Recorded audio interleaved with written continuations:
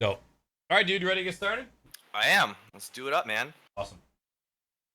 Alrighty, 3, 2, 1. What's going on, motherfuckers? Welcome to the Crocs and Hot Pocket Show. Today is Sunday, October 15th, 2017, and this is episode number 42. Today, our guest is Twitch's best DJ right now, and his name is Jovian. What's going on, dude? Yo, what's up, man? How you doing? What's up, man? I'm doing good. I'm doing good. Just relaxing, just trying to reduce the salt from that Cuphead earlier, but yeah, I'm chilling, man. I was about Thanks to say, for having me on. Is it possible to relax and play Cuphead at the same time? If you're good at gaming, you know, like like I am, it's pretty relaxing. It's like a walk in the park. You know. I was watching you play earlier, and That's unfortunate. Yeah, there was 2 parts that I clipped. We were like, all right, we're on the final stage, let's go. And then you immediately fell down and knocked an HP off and just started screaming. It was fucking hilarious. How far are you into that game right now? I think I'm pretty close to the end. I think.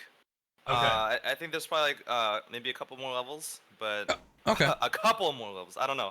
I've tried to stay very spoiler free, so I'm not sure how the game ends. So it's a surprise to me.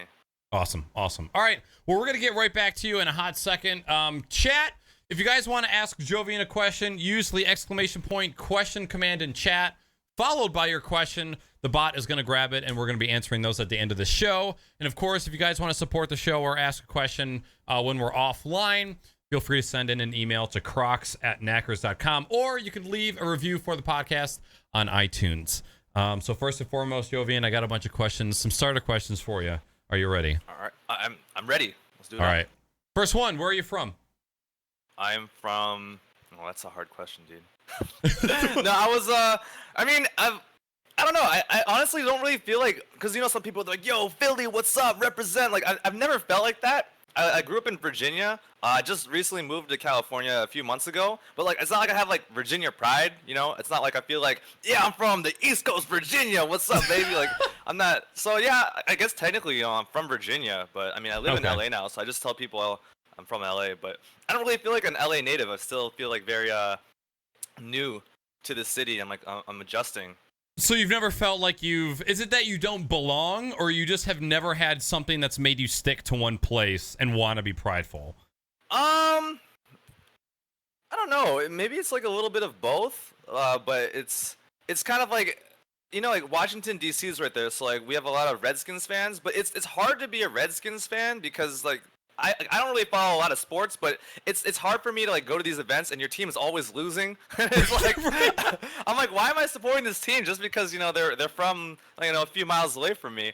And especially I was born in Dallas, so like my family, they're all Cowboys fans. So it's like, you know, like the city that I'm living in, they're like rivals from where I was born. So it's hard for me to be like, yo, yeah, this is my team, or like that's my team. So I kind of just like stay out of it. And I don't know, there's not really like a lot of Virginia pride. Yeah, I would assume so. Yeah, not really. So it's like I never felt like the need to like try to like rep Virginia. So I guess that's where sort of it comes from. I guess like sort of like the cliche like second generation Asian thing. You know, it's like you're a strange person in a strange land, and you're being raised by people that are have a totally different mindset of the country than you. Right. So well, I guess it's a little bit of all those things. Okay. Well, I reside in the hometown of the Detroit Lions, so I know about being from a place where the team sucks and never wins anything, except for this season. I don't follow sports that well or that much either, but I know that Lions aren't doing too terrible. But still, for the most part, they're usually pretty terrible.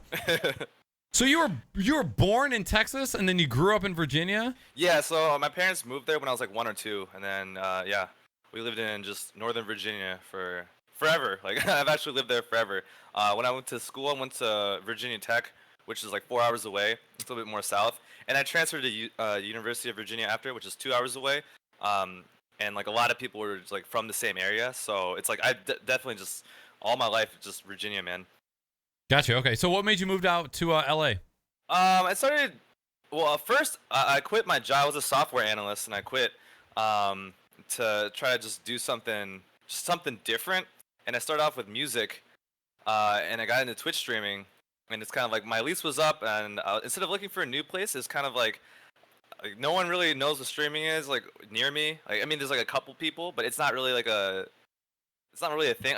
I feel like entertainment culture is so big on the West Coast, especially near like Hollywood and all that. It's like definitely very ingrained in the culture. So a lot of people, even if they're not full-time Twitch streamers, maybe they at least know what it is. They have some friends, lots of YouTubers, lots of DJs here, musicians. Yeah. It's just I figured like if I'm gonna actually go like full force with this, why not just move somewhere where the culture's more I guess will help me be more productive. And like yeah, I think my first like month here, I met a bunch of DJs. Like, actually, I live near like a bunch of people that stream also, so it's like, Okay. I just think it's living out here is definitely more conductive to what I'm trying to do with life. But at the same time, I'm still trying to figure out what I want to do. So it's but yeah, basically in Virginia, it was kind of like everyone's working a desk job, and it's kind of like I didn't really feel like I was doing much there. Gotcha. In terms Okay. of DJing or streaming, especially. Okay. So you were saying back in Virginia, it's like nobody knew what streaming was, and it just like wasn't a common denominator with anybody. And it's kind of like I kind of like it was like it's my life, So it was like every day, like I was just streaming or worrying about the stream, setting things up, planning things out, and it's like it's weird. Like I go to happy hours with like coworkers, like, hey, so what are you up to, man? And I'm just like, yeah, I'm streaming and shit. And like, oh, so what is that? It's like. Basically, I try to explain it like I'm like YouTube, but like live, and like they kind of like they understand it, but like a lot of them don't really watch Twitch, and it's like it's I don't know, it's just very clear like how like the lack of understanding, because like randomly people be, hey, you should do this and this on your stream, and it's like, well, I can't do that, I'll get banned, or like I'll be like, or I'll just be like, that's actually a really bad idea, and like I already did that like last year, stuff like that. It's just so it's not really so much that people don't really know what streaming is, but like people are definitely far less interested in it. Gotcha. Okay. So yeah, I mean, like for the most part, a lot of people just saw it as like a random hobby, because like no one really from where I'm from is like goes into entertainment or anything. And if they do like it's like, oh guys, I got a YouTube channel, check it out. Like they'll stick with it for like a month or something, like make a couple videos, and then like they're on to the next thing. Right. It's like, so everyone like kind of looked at it as like this is like my hobby thing. So if I'm like, yo, I'm doing a stream, come check it out. It's like no one really took it seriously ever. So it's and I don't mean that like a bad way. It's like, oh, all my friends look down on me. It wasn't really that. It's just like, how it is. Yeah, it was just different. Yeah, it's kind of like if you have like a random friend that's like, yo, man, I'm gonna be an actor. It's like, okay. And it's like, yeah, I'm moving to New York to become an actor. And it's like, okay. And then maybe in 4 years you see them in a movie, and you're like, oh shit, I know them. But like you haven't talked to them in 4 years. But like that's how it is. It's like so many people try these things, and it's you gotta work super hard to like even have a chance at succeeding at what you're doing. For the most part, like everyone's got different ways, and success is measured differently. But you know what I'm trying to say, like how many times people tell you like, oh, I'm gonna do this like crazy thing that no one expects is gonna turn out the way that we think it is, and then it's like, okay, man. So it's very similar with like the way the streams like, guys, I'm gonna be a Twitch streamer. People are like, okay, Jovian. Right. Well, I think what else comes into play there is like people who actually want to get stuff done don't talk about it, they just do it. Exactly. Yeah, I 100% agree with that. Word. That's very true. So next question, what is your favorite word? My favorite word? Any word. Huh. Favorite word. I have to think about that. It can be anything. It doesn't have to be particular to anything. I'm so juvenile. I like my favorite word might be fuck. Like not in like the lewd sense, but I just think it's a funny word. Just like Well, the next question is, what's your favorite curse word? So if you weren't allowed to pick fuck, what would you pick? Food. Yeah, maybe food. Yeah. I love food, man. Okay. So you love the word food, not in the literal sense as it's a word, but you just love what food represents. Yeah, it represents so much though. Like, I mean, it's kind of weird. Like, it's something that we need to do as to survive. But it's become like such a ritualistic thing. Like, like having a meal with someone. That's something important. Like, sometimes it can be, right? and then like the art of cooking. There's like a whole profession around preparing food. Yep. And it's just it's funny like how I mean you have to eat, right? So it's funny how that's like become such a glorified and focused thing. I mean, you also have to like use the restroom, you have to sleep, but it's like there aren't like professional people that take dump. Well, are there? I don't know. Well, not necessarily in that light, but yeah, you can either take a piss in a trough at like a fucking baseball game, or you can take a shit and a bidet on a gold toilet. Like there's probably that's true, yeah. different class of shitting when it comes to using expensive equipment. But okay, that's probably the most unique answer we've had to what's your favorite word. So I tip the hat to you, my friend. So I know you said you're not really sure. You're still trying to find what you want to do. So if you were to choose your dream job or your dream profession, what would you be doing? So that's actually exactly what happened when I was working as a software analyst. I was like, I'm not happy doing this. Basically, my plan was like ride this out for similar jobs for 20 years, then retire, and then do what I love to do. And I was like, thinking about, I was like, what do I love to do? Like, what am I gonna do in that time? And then I was like, I don't know, like maybe play some video games. Like, and so I had a serious like thought about it, and it's like, well, why don't I? If I really love it that much, like, what's holding me back from doing it now, other than like being scared? And which to me is not an acceptable reason to not do something. Right. So I started DJing in college, and after I graduated, I came back. Actually, well, I would come back to my school sometimes to DJ, and then a lot of their friends, kind of like word of mouth is spread to other like social organizers. So I ended up starting to play like college parties near where I lived. And just one party I remember like particular, it was I was playing like all these radio hits. So it's like nothing like EDM or anything like that. But it's like the lights came on, like I just completely lost track of time, and the lights came on at the end of the night. The music was still at 100%, and like the dance floor was still packed, like no one left. They were trying to get people to leave, and like people were screaming like one more song, and like so I was like fuck it, I played another song, and everyone's like screaming and dancing, even though all the lights were on, and like security was trying to kick people out. And like in that moment, it sounds like kind of like, I don't know, like I'm exaggerating, but like really it felt like one of those slow motion movie scenes. I just like look around, and like everyone was just like so happy, and like we were all happy about the same thing, which is just we're listening to music, we're having a good time, we're just unified by these good vibes. And I saw people of all different ages and races, and it was just like in this moment we're all just human, and we're enjoying something that's pure, like outside of all the other stuff in the world. And it's because of like I get to bring people together in this way, and it's I feel like there aren't too many things like that in life, and there's not too many moments like that. And I was thinking, like, if I could recreate that moment over and over for as many people as possible, that would be the best thing in life. So like when I was saying that I don't really know what I want to do exactly, I was talking more about like streaming. But for my full-time thing, like I'm DJing full-time, I want to keep writing music, and just basically perform and relive that experience with as many people around the world as I can. And right now that's primarily through Twitch. But I'm gonna be doing some gigs at the end of this month and next month.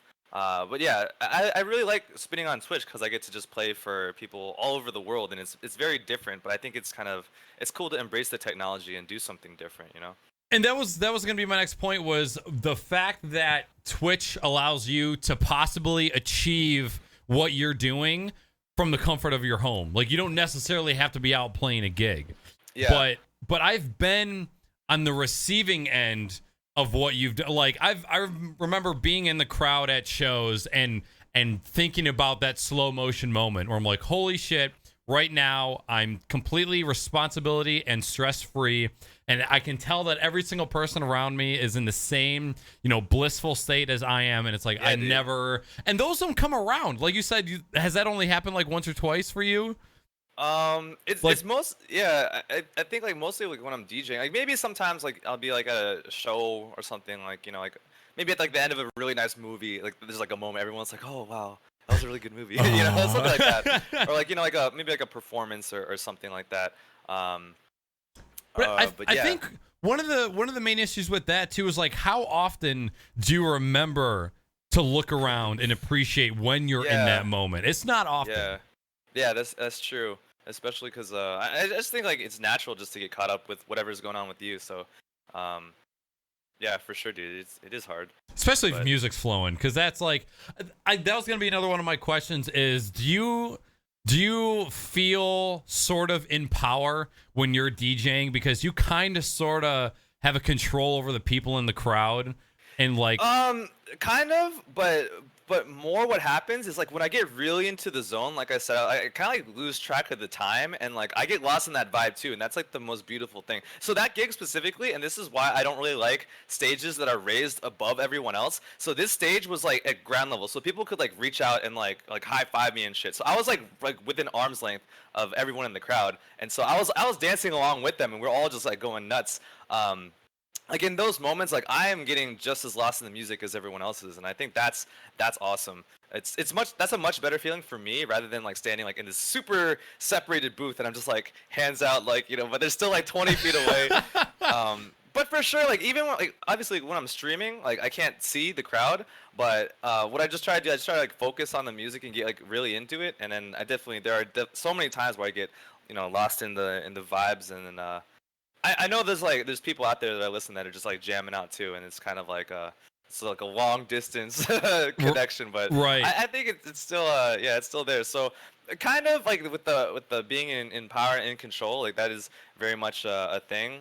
But for me, like the highlight of my night is when I get lost in the music. But yeah, if I'm playing like a gig at a club or something and it's like long, yeah, it's very like mindful. I gotta like control the flow of the music, like, you know, control the flow of people going in the bar and between the dance floor and the bar. So yeah, it's kind of like I feel like I'm playing like Puppet Master. Right. But yeah, but that's not the case when I'm streaming, because I'm not really trying to sell drinks or like, you know, make sure the dance floor is like packed at the, you know, at the right times, not like, burn people out at the beginning. Stuff like that. So it's just like, yeah, when I'm streaming, I just try to get in the vibes. But for a different like kind of gig, it's very much you have to be mindful and be in control of what's going on. I remember the first time I was watching, I think it was like the first or second EDC that they streamed on Twitch. I remember they showed a camera angle from behind the booth, and it was like the DJ, their equipment, 20 feet of stage, 5 or 10 feet of open grass, and then barricades, security guards, and then maybe 50 feet from the DJ was like where the people were actually at. It's like, man, that can't be that great. Being that far from the crowd, what you're playing for, and I'm sure that's probably why the main reasons why so many people enjoy the smaller, tight-knit shows is because it feels like you're sharing the room with the performer, aside from being so goddamn far away. Yeah, for sure. Yeah, like at a festival, it's like, I mean, if there's good production though, especially from the stage, then they'll have that in mind. Like the DJ will have like a nice view of the crowd, so like when everyone's dancing and jumping, like you can get hyped too. Yeah. And, like, you know, the stage and all the effects and pyrotechnics and whatnot will be on point, so people don't feel like, you know, it's like, oh, the DJ's so far away, like there's enough going on that they're okay with it. But yeah, for sure, like that connection is like that's major. When you're spinning and you feel connected to the room, like that's a whole different vibe.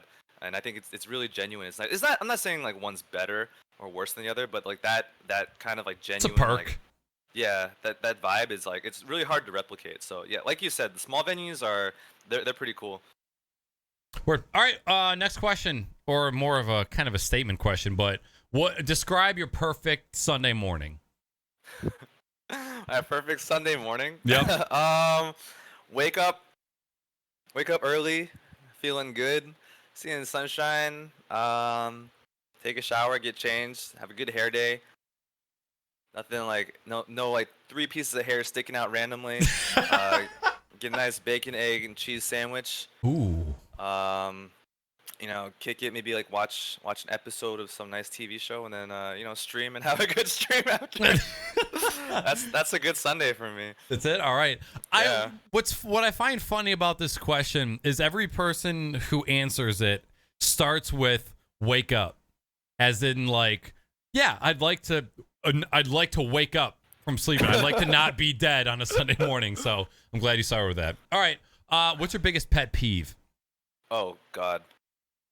I don't see the thing is like I used to be such a picky person. Like pretty much everything would used to annoy me that I would find myself sitting around being annoyed and complaining to my friends about shit that didn't matter. Like stuff that like wasn't even related to me. Like I would overhear someone else doing something or saying something, and it would irritate me so much that I would have to like tell someone about it. And it doesn't affect any of us. It especially doesn't affect me. But I'm just like so irritated by it, and I'm like, why does so much dumb shit bother me? Like why am I so like nitpicky about like other people? But like to be totally honest, like that it still gets me sometimes, and like I gotta catch myself. It's I don't. So I don't really like talking about stuff like unnecessarily because like just bring out random negativity. But like honest, like it's kind of like people being like not really know-it-alls, but like people talking down to other people. That gets me. They're like cause like I feel like maybe even if you're more experienced about something, like why you gotta like why do you have to flex on this person to make them seem smaller? Just like maybe share with them because they don't know something, and Right. you know give them a fresh perspective instead of like like kind of like standing over them and like hitting them with some condescending form of like knowledge transfer. Right? I don't know. That irritates me. Like so when I see that, instead of complaining about it and or trying to fight with them, I just like whatever, because everyone's different. Everyone's got their own lessons to learn. So they'll eventually come to some realization, stop doing that, or maybe they'll never stop doing it. But that's like their own life. Right. So. If they don't stop doing it, one day someone's gonna look at them and go, "Shut the fuck up," and then they'll probably start to reevaluate how they talk. But right. Yeah. That's a fair pet peeve, and I don't think it's necessarily bad to have pet peeves. Like it's okay to get annoyed at certain things because you have a personality. You're gonna clash with somebody. How long do you think it's been since you were in that mindset where everything fucking annoyed you? Oh man, definitely like that was like in college. I was like that like all the time. I was just like sitting around being like irritated. I don't know. Sometimes, honestly, when I read Twitter, sometimes I'm just like, I can't stand anybody today. I gotta just turn my phone off. Because that definitely does happen a lot on Twitter, especially like, because most of the people that I follow are entertainers, like DJs, other streamers. And then the thing that's crazy is like so many people are young, and like they started their careers and they've been successful in this changing industry.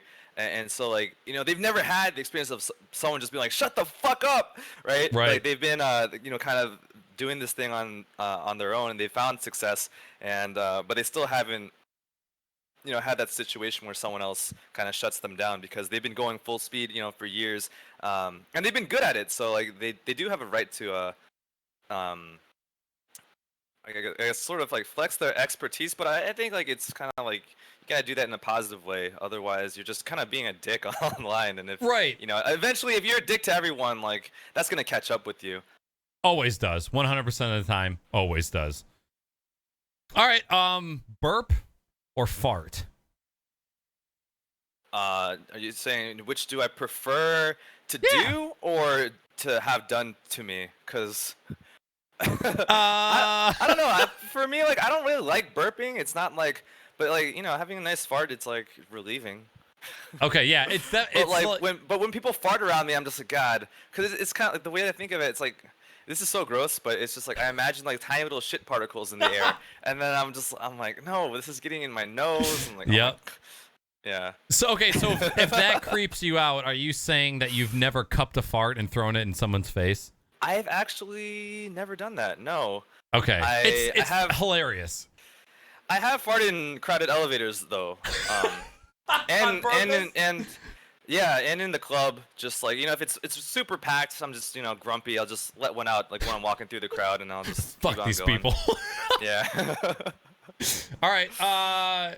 If you could be the opposite sex for one day, what's the first thing you do? After you wake up, of course. I would.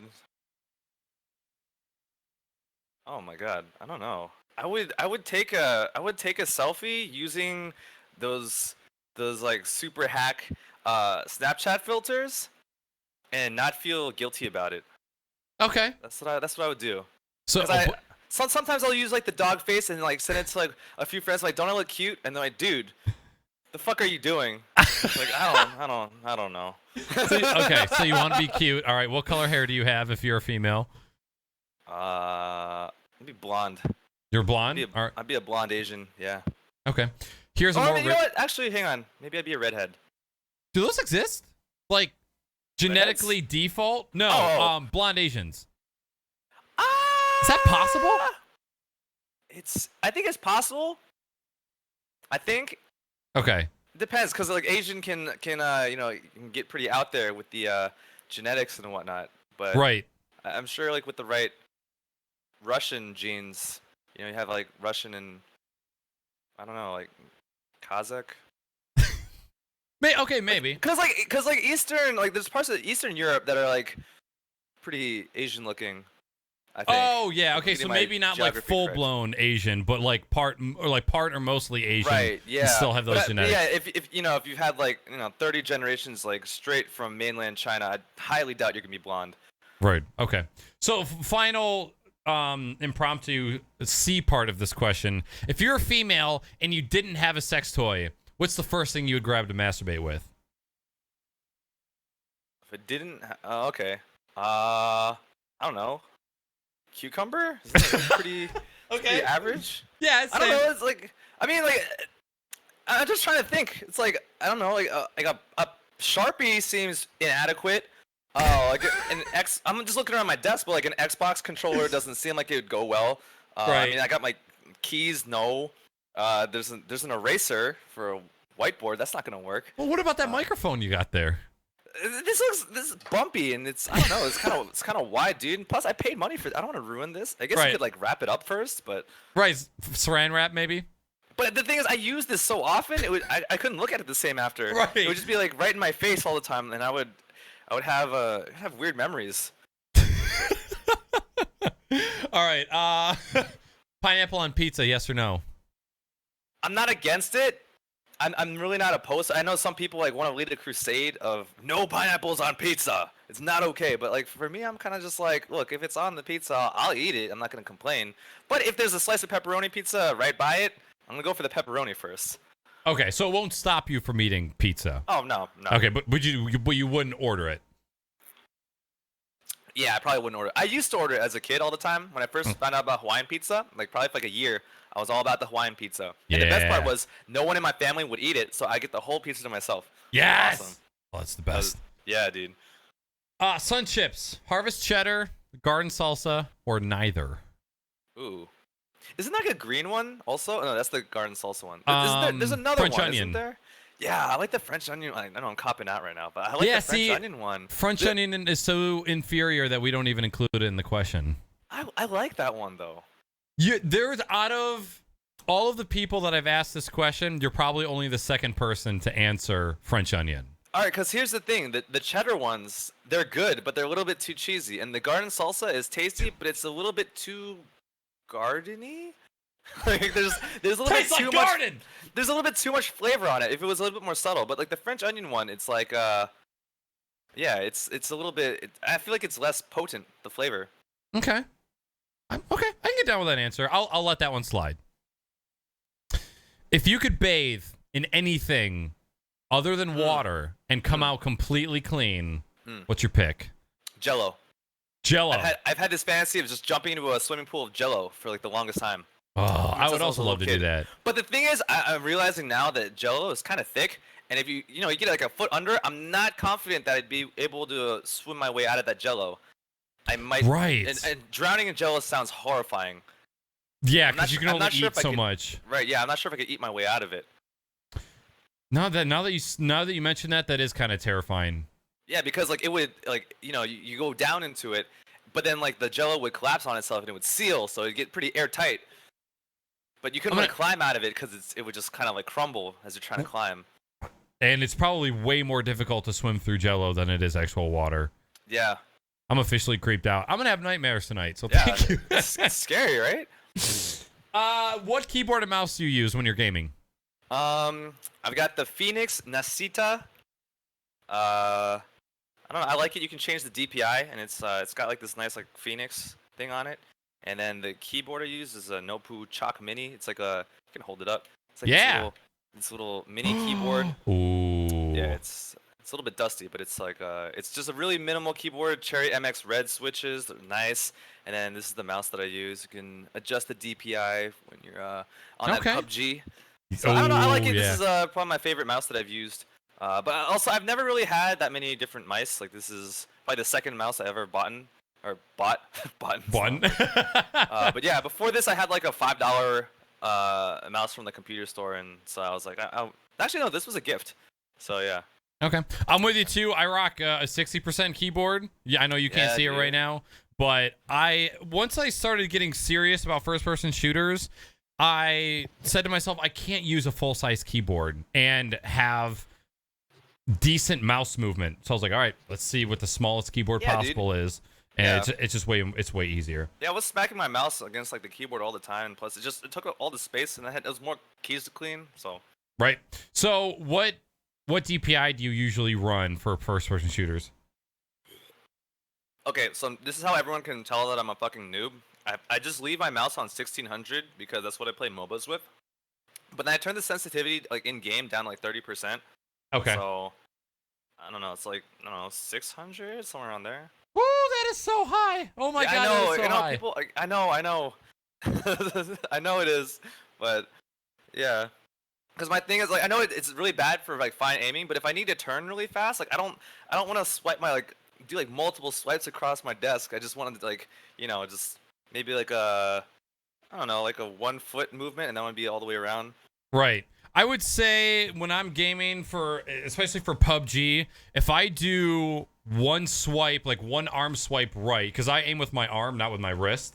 Yeah, see that's I need to get in that habit, but it's a hard habit to break. I want that wrist movement. Yep. And when you first, because I play PUBG, I've got a 400 DPI on my mouse. Yeah. And I don't know what it is in game, but one arm swipe is 180 degrees. And then, but with such a small keyboard, I can be aiming underneath my keyboard with my mouse. Like that's how far left I can pull it sometimes. And I have a lot of desk space. I was like, and I've got big mouse pads, but I just gotta get used to it. And then, yeah. It does suck getting used to, but once you get used to it, it's so much better. Yeah, I can see there's so many advantages to playing like that versus what I do. Is PUBG like the main FPS that you play? I used to play a lot of Black Ops 1 and 2 with my little brother. And then, then he got cool and started hanging out with his friends. So I stopped playing shooters. Friends. And, I know, right? I got into Overwatch for a bit, but I'm pretty bad at Overwatch, so stopped playing that. And PUBG right now is definitely like the only FPS game that I play. I still enjoy Overwatch to a point, but there's this certain window where you're not bad, but you're not good. Where you just get shit on all of the time because you start getting paired with people who play the game all the time. Makes it very difficult for you to have a good time while playing Overwatch. Yeah. What was your main when you were playing, or mains? Widowmaker. Only. Widowmaker? I got to like level 80 during the beta as Widow, and then I think I have only Widow played on my account. I have like the only other thing I did because I was in a ranked match and I didn't want to leave. I have like 12 minutes on like Soldier or McCree because this guy wouldn't switch off Widow. And that's it. Yeah, so all during the beta, all like during actual like the live game, I've only played Widowmaker. Okay. I play like a little bit of the other characters, but and my chat's heard me like go on this like actual 1 to 2 hour long just like tirades about how much I hate every character in Overwatch except for Widowmaker. But it's just like when I find the gameplay so satisfying with Widow that like playing other characters, it feels underwhelming. That's okay. Yeah, I can get behind that because I can't play a lot of characters. I main Soldier, Mercy, and I feel like there's one more that I'm missing. I can't remember right now. I enjoy playing Ana. I enjoy playing McCree, but I'm nowhere fucking near like good at either of those characters. Yeah, so I don't really play because like I just lock in Widow and then people rage. So I can't play comp because people just leave, and then Yeah, I'm just like I'm not very good with Widow because I know there's people that they're always like doing aerial headshots and just like they're actually really great at sniping. Yeah. Like that's super satisfying, but like that was good for me at low levels when people would run in straight lines and not really move a lot when they were aiming. So that's when I could get the headshots. And now people have like so much movement and they're constantly trying to evade. So it's like I don't land the headshot so they don't die, and then I start raging. Then my teammate tells me to switch, and then I don't do it, and then they all start flaming. But like, yeah, that's the thing is like I know if I spent time with a different character and I actually like worked around the team comp, like I could be okay at Overwatch. But yeah, I just love the feeling of scoping in and just landing that like one-shot kill with Widow like from the long range. It feels so good. Like doing it with Hanzo, I feel like I'm cheesing. It's not as fun because I like let the arrow fly and then I look somewhere else and then like, oh, you got to kill. I'm like, ha. Yeah. That was actually that was actually one of my other mains was Hanzo. But every fucking person and their mother gave me shit for playing Hanzo every single time. Right, dude. Yeah. Peer pressure to not play it. But yeah, dude. Everyone's like, yo, play Reinhardt. Hold the shield. It's like, I don't want to play Reinhardt. Yeah, right. Reinhardt's lame. I don't want to be a bitch all game. Yeah, I mean, like, but the thing, even if I'm playing with 5 friends and we win these matches, like, I don't want to be holding the shield. Like, I don't want to be the professional shield holder. It's like, come on, guys, I want to get those headshots. Like, we don't need a Widow. Switch off Widow. Play Reinhardt. I'm like, we always need a Widow. I misclicked. I clicked Widow by accident. Oh shit, guys, sorry. Whoops.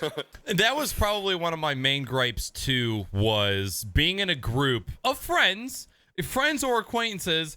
And then somebody who's already picked a character going, hey, we need heals. We need a support. Then play fucking support. Yeah. Yo, how about you choose them? Yeah, it's always like the Junkrat main. We don't need a Widow. Switch. We need a tank. It's like, oh, dude, you're Junkrat. Junkrat mains in chat about to get triggered. Whatever. Whatever. I accept it. They can flame me. They can be mad. Junkrat means I don't like you. Oh, Matt Weenie's about to show some rage in chat. All right. Final part of the starter questions. What's the craziest thing to happen to you on Twitch? Oh man. Crazy. I mean, crazy is good thing. I would say just like. It can be good or bad. Yeah, I mean, like, well, okay, we'll start with the craziest bad thing. I got my account hacked. So like they just fucked with my channel, and I just had to watch it happen, and talk to staff about it. But yeah, they changed my stream title, had like 400 bots spamming racist shit, and then they played porn on my stream. So I got a little temp ban there, but like, I don't know, so I learned about security that day. Holy shit! Yeah. Was that while you were partnered? No, this is like one of my first few months of streaming. Okay. But I guess like the craziest thing, honestly, for me, the craziest thing that's happened to me on Twitch is like I guess like this past like year and a half. Because I remember like when I first like found out about Twitch, I streamed a little bit of games here and there for like 6 months, and I was trying to like be on like not really like a regular schedule, but I was trying to stream more like because I saw all these people stream. I was like, damn, this is so cool. I want to be a streamer. So I remember like. I was getting like 10 followers a month for like 6 months. I was like, oh, this is so cool. Like the channel's growing. And then like just going from like there, like, like, and I still am like that, like very excited to like to be on Twitch. And like, I can't believe that any of it's happening, but like seriously, all of it, like, just like being partnered, like having emotes, like I used to say thanks for subbing, like as a joke. And like, now like it's not a joke, I'm like now it's real. Yeah, I'm like thanks for the 1 year sub. Like that shit is like it's so surreal to me, but it's actually crazy to me because I never thought that any of this would happen, and it's actually really crazy to be here.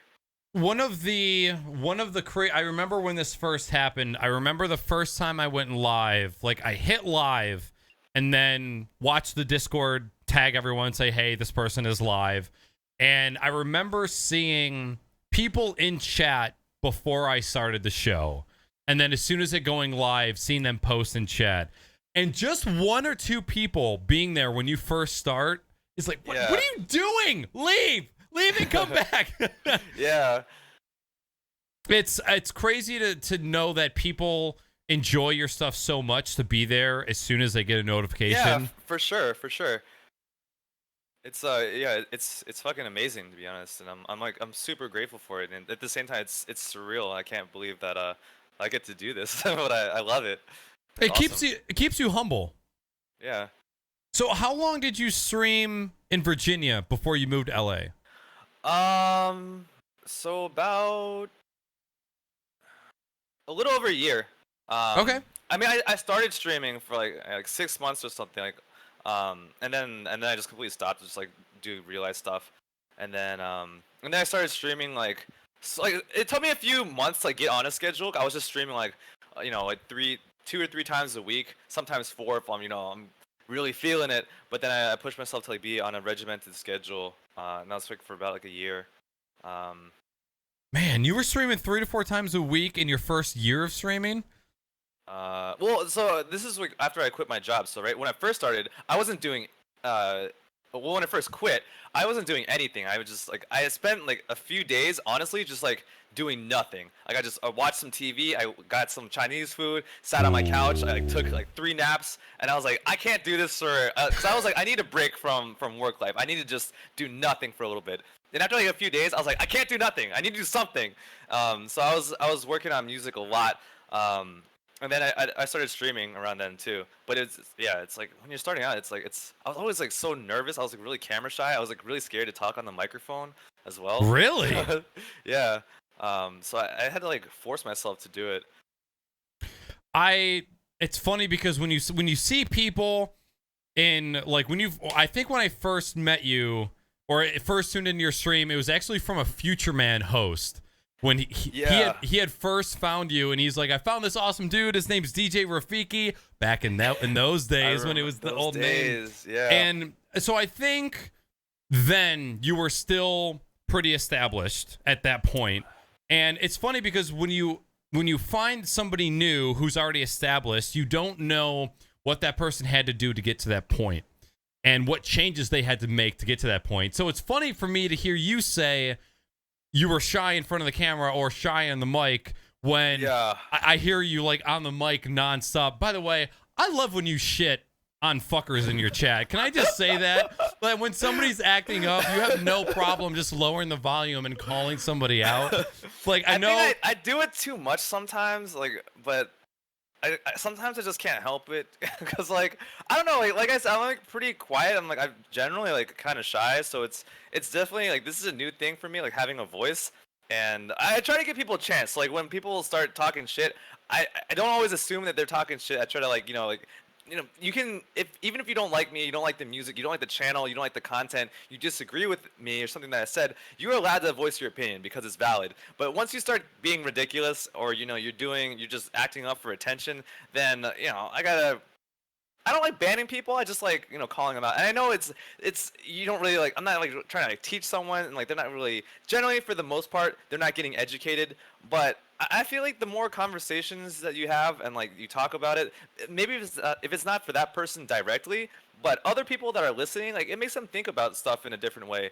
And I don't know. I think that's like if you have a voice, you just might as well use it. Like use it, even if you're not like trying to promote like a certain thing. Because I don't feel like I like have like I'm not trying to be political or anything, but I just feel like I like having conversations with people and like hearing how different people think. So if someone can hear my point of view on something and it makes them think a little bit like in a more open way, then I don't know. I think that's good. And if they don't want to hear it, they can always like tune out. So exactly. Yeah. I had a friend who's new to streaming. It's probably been a couple months. And I can't remember exactly how long, but I think within the last year, he's newer to the streaming game. And he was on Twitter asking how other streamers deal with trolls. And my response to him was you can either ignore, deflect, and respond, or react. Ignore being ignore it completely. React being react in an emotional, on the spot way that's not supportive. And basically what I told him is the best way to react to trolls is to take whatever they're saying to you, sort of respond to it, and just turn it back around. Like someone could say, hey, nice fucking red flannel shirt, dude. And you can say, hey, man, thanks. My mom got me this for Christmas. By the way, how you doing? How'd you find the show? And then trolls go, whoa. is he asking me a question? Is he actually trying to? And then like as a joke, they respond to the question, and then eventually you get into a conversation, and then all of a sudden they follow the channel and they stick around. Yeah, and they're just chatting. Yeah, for sure. I think for sure. Sometimes when people are trying to it's kind of like you gotta have a sense of humor about stuff. Like you gotta realize you're on camera and like you're a human. You're not perfect. There's a billion things people can make fun of you for, right? And it's getting like embarrassed by it. Like it's just they're gonna do it more. So you just kind of like own it. It's like someone's like, yeah, if people make fun of your shit, then just own it. And then just I feel like you shouldn't feel ashamed for anything. Right. It's like why be embarrassed just because someone doesn't like it? Like who cares? Like right. There's a billion things that I don't like, but I don't I don't want to like. It exactly. Doesn't matter. They should still keep doing what they're doing because they're allowed to do that. But I don't have to like it or whatever. Right. It's like you're never gonna be 50 walking down the street to the supermarket and someone come up to you and be like, remember that one time you were live on Twitch and you had a red flannel shirt? Yeah. It's not gonna happen. When the stream goes down that day, all of the bullshit goes down with it, and you start a new day when you start the next stream, and that's just how it goes. That's a very good point. For a while, if something like bad happened on stream, or I was like pissed about something, I would like hang on to it, and then the next day I like would feel anxious about streams. Like, oh man, I like. This and this happened yesterday, and it's like it feels like a continuation, but it's not. Like every day is like a fresh day. Like you can just ignore all the shit that happened the day before and just start a new cast and just like with fresh energy and like that. Realizing that was something that helped me so much in streaming. That like even if you had a terrible day the day before, like you can just bounce back. The next day can be phenomenal. Yep. Unless you do a 24-hour stream and you think your camera's off and then you show all of your viewers your penis. That might carry over to the next stream. Yeah, but at the same time, you could still bounce back from that. You can. You're going to get so many dick jokes probably for the next year, maybe 2 years, but people are going to be posting links to it in chat, but that is part of your channel now. That is part of your content. Right. And I mean, you gotta just own it. At the same time, if you've already shown your dick on stream, is there anything else to be afraid of? What's done is done. Glass half empty. Right. Full. Glass half full. Okay. Yeah, that's true. All right. So moving on from the starter questions, I got just some questions for you that are tailored for you. I just want to get a kind of some background on where you started, where you are now. You kind of touched on this a little bit near the intro, but how did you get started in DJing, and what was the first couple things that you did when you got into it? Oh man, so the DJing thing, I got interested in DJing. It was really weird. I was like at this friend I used to hang out with all the time. We were at a party together, and she was just playing some music off of her phone. And then like Super Mario came on. We were just like all chilling, and then the Super Mario theme comes on, and I was like, "What? You have Mario on your phone?" I was like, "All right." So we're sitting around listening to Mario, and then like this chick starts rapping over the beat, and I'm like, "Whoa, what is this?" And then she was like, "Yeah, this is like someone, I forget his name now. It's like so and so showed me this. He's got this big collection of mashups." I was like, "What? What is What are these?" She's like, "You should just talk to him. Like he'll hook you up." And so like I had all these like weird ass mashups that I got from this dude. Like it's like Beastie Boys mixed with Missy Elliott, like Eminem mixed with like I don't know, like Bittersweet Symphony, shit like that. Were you friends with Girl Talk? Okay, I actually this was before the Girl Talk album came out. No shit. Okay.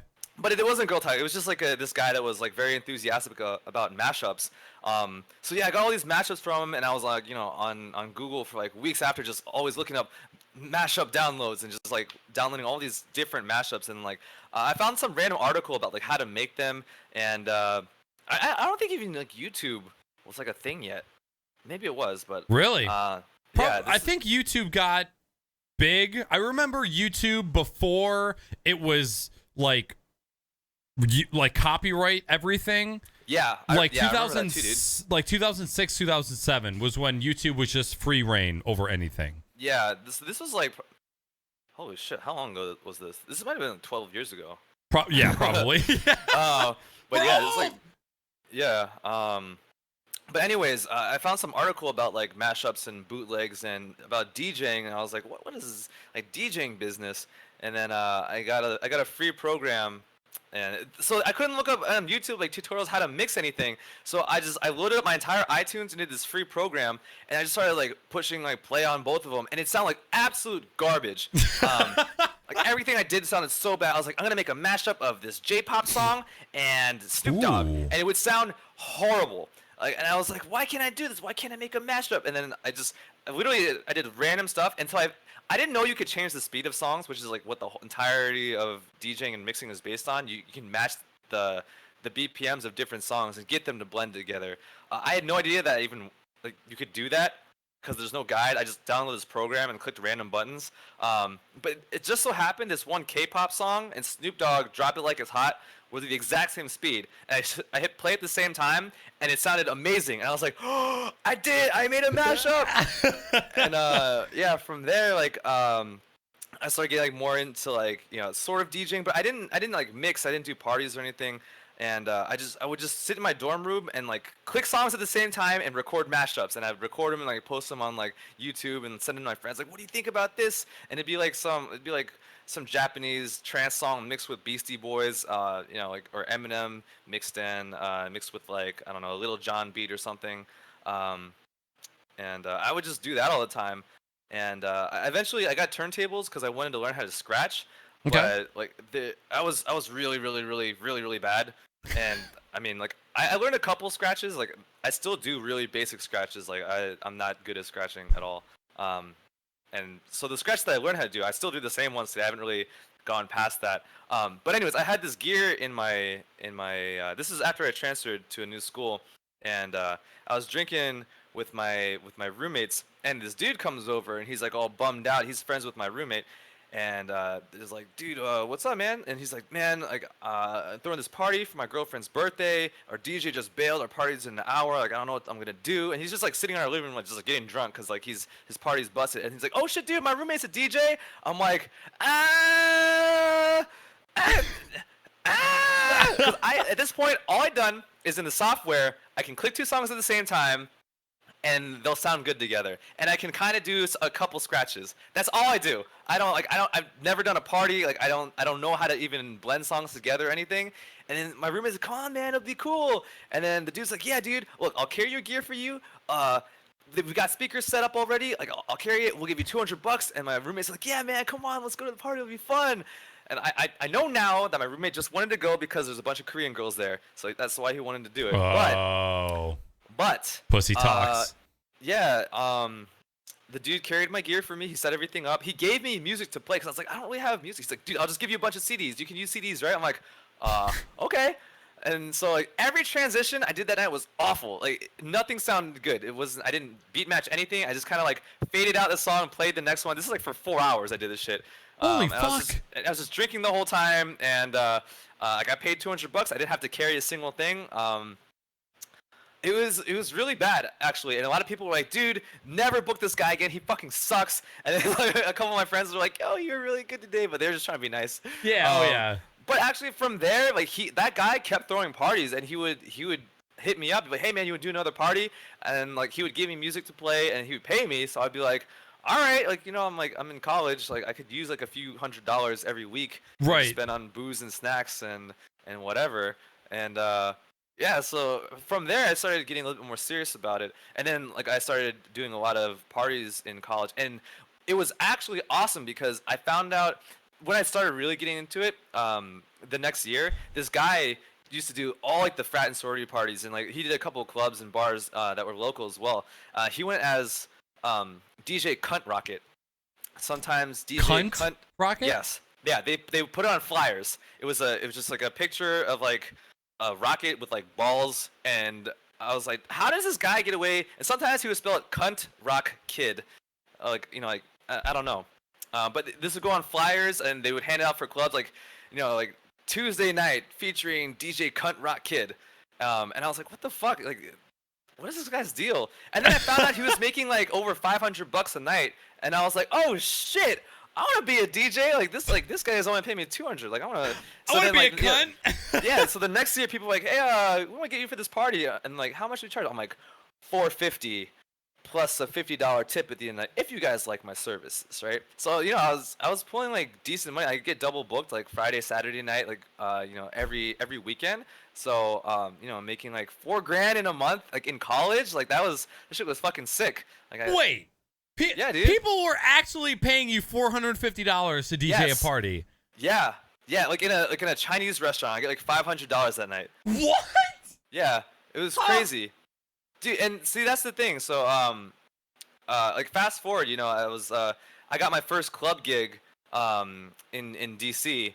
So like I said, I grew up in Virginia, but like 30 minutes south of Washington DC. So I got my first club gig. I didn't get paid for my first few gigs because it's like you get that exposure. You're new, like, Right. welcome.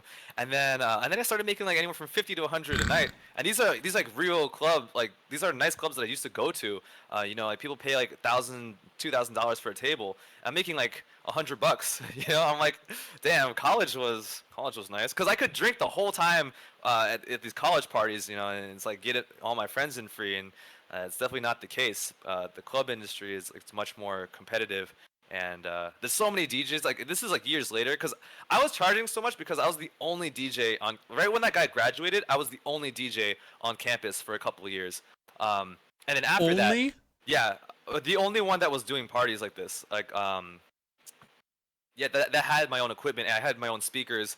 No one else had that, and after I graduated, they started hiring this DJ from like a school that was like an hour away, so he would drive over and do parties. Unless like sometimes I would like if I was cool with people, they would hire me to like drive back and do Okay. but yeah, like yeah, for sure. Like the rates started going down. Like I remember a year after I graduated, someone was like, "Hey man, you wanna do this party?" I'm like, "Fuck yeah, dude!" Like, cause I'm thinking like, I'm gonna come back, visit my school, get $500 in the pocket, eat at all my old favorite spots, have a nice weekend. And the dude's like, "Yeah, we'll give you $20." I'm like, "What? That doesn't even cover my gas, like driving there, man. Like what?" He's like, "All right, man. All right, $20 and we'll throw you a handle of vodka." I'm like, that better be like fucking some nice vodka then. Right. And he was gonna give me like a handle of Aristocrat. I'm like, please, like that's like. So you're trying to pay me $35, dude? Damn. No. That's so crazy to me because being from Metro Detroit area, you can never have enough DJs. Like the amount of people who actually DJ around here is absolutely insane. Yeah. Like I can go to the same nightclub every week for 2 months and never see the same person. But to hear that there's places where you can be the only DJ on campus, that's insane. Well, see, that's how it was. Now that DJing like in festivals have like blown up so much, there are so many DJs, and like if I like on the typical college campus, there's like a mini Swedish house mafia that's running all the events, right? Like there's like a group of like 4 or 5 DJs, and they do all the events, and yeah, but they definitely do not get 500 a night. Right. I would say even like between all of them, like maybe get like a couple hundred. But yeah, it's supply and demand, man. There's just so many DJs now. It's definitely a different game. So, what years in college was this for you? Let me see. This was maybe 7 or 8 years ago when I started DJing in college. Gotcha. Yeah. Okay. So how, as a whole, if you were to rate your entire journey as being a DJ from like 0 to 10, like how many queefs would you give your journey in DJing? How many queefs? Yeah, like 0 queefs being bad and 10 queefs being the best. Huh. I don't see. It's hard for me to compare it to anything because it's like my life. It's just been like, because I've been DJing for like over 10 years, and it's like it's weird because I didn't start out wanting to be a DJ or do parties. Like I remember the first time after I did all these like college gigs, I got offered to play at a club because my friends were promoting a club night, and they're like, "Hey, do you want to come spin?" And I told them I like wasn't a real DJ. Like I remember this is after I DJed for like 6 years or something. I was like, "No, I can't DJ a club. I'm not a real DJ." And I was like, so it's like. I never really considered myself like a DJ or like trying to pursue it. I guess until like the past like 3 years or so. Okay. After I got my first like club gig from a friend. So I mean I would say it's Probably, yeah, 10, dude. Like everything that's like 10 queefs? yeah, from the journey of DJing, it's just been something that's been like in my life, and it's been really positive, and it's made me really happy. And the thing is, I never really focused on it that much until recently, and I never really thought it would be something that's big and important to me. But it's something that I always like from day one. I truly enjoyed it. Um, and yeah, like I said, like my first gig, that was a complete accident, right? My first club gig was like completely random. I was out clubbing with some friends, and then my friend introduced me to her boyfriend, and she was like, "Hey, this is Jovi. He DJs too." He's like, "Oh shit, dude, you wanna DJ here sometime?" I was like, "Wait, what? Like, really?" He's like, "Yeah, dude. Like, he's like, I see you here all the time. You know what kind of music we play. She says you're pretty good, so if you want to come spin," I'm like, "Oh." So that was like a complete accident too. Um, like and even like DJing on Twitch like that, it started off like I randomly started DJing just because I thought it would be something a little bit different, and then yeah, it's like I'm here now like doing it 5 nights a week, um and it's been awesome. Like I'm gonna be spinning a Twitch party next week, and like that is so surreal to me that it's just gone from like complete random event to complete random event to it's just like it's taken over my life. But I love it. Like I want to do this. Like you were just spinning at it was the Intel booth at fucking Yeah, at PAX. PAX, Yeah. that's what it was, PAX. Yeah. Dude, yeah, because you're playing with Tack, Pong, and is it Chisa? How do you pronounce her name? Yeah, it's Chisa. Yeah, it's Chisa, like okay. Lisa, but Chisa. Lisa, but Chinese. I can't believe that. I don't think people realize how prevalent fake it till you make it is in almost every single. Because I'm the same way. When I got my job, so I'm a network and IT administrator for a school district, and so I just manage all of the all the tech, the phone, security, all that shit. And when I had my interview, they asked me if I could do all of the things that I needed to do. I didn't even know what a fucking IP address was, and I was supposed to be managing this entire school's network. I took the job, and I had no idea what I was doing. I was proficient in computers. I knew about computers, knew nothing about networking, nothing about security. None of that shit. And I eventually you just learn as you go. You're either going to be good enough to where you can learn as you go at a good enough pace to where you can keep your job, or something big's going to hit. You're not going to be able to know what you're doing, and then you're just probably going to get fired. So it's better just to take the chance and just go for it. That's actually what happened in my last job. They were like, "Hey, do you know SQL?" Because they worked primarily in SQL. And I was like, I did some basic stuff, and then they asked some coding questions. I gave like very, very basic answers. It was clear that I knew what SQL was, but I had no experience in it, like no real experience in it. And then I just got through and like, look, I had this one class where we had to learn like different language, just like a very brief introductory, like 2 weeks for each different language over like the course. And I am confident that whatever you guys throw at me, whatever you guys need me to learn, even if I gotta put in extra time to learn this, I'll be able to pick it up and be able to do whatever you guys need me to do.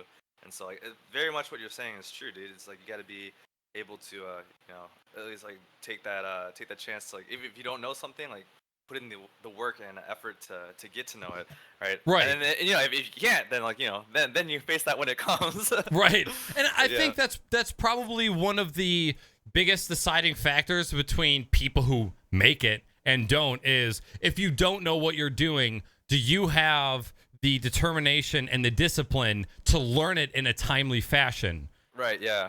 To be able to do your job. I Googled so many things at work. I'd be working on something, I just start Googling. Like, I don't know how to do this. I better find out quick. Right? It's, hey, are you an IT professional? If so, answer yes to the following questions. Do you know how to unplug things and plug them back in? Do you know how to Google? You can be an IT pro. That's all it takes. That's actually a really underrated skill. There are so many people that don't know how to Google things, which is surprising. The other half of that, though, is, anybody can Google anything, but understanding what you're reading when you get to the answer, that's the other half of it. If you really don't know what the fuck you're doing, Google is not going to help you. Yeah, that's true. For sure. So you kind of touched on how you got started on Twitch. Was there one deciding factor that made you go, I want to stream on Twitch? Oh, Was there dude, like a specific streamer or channel?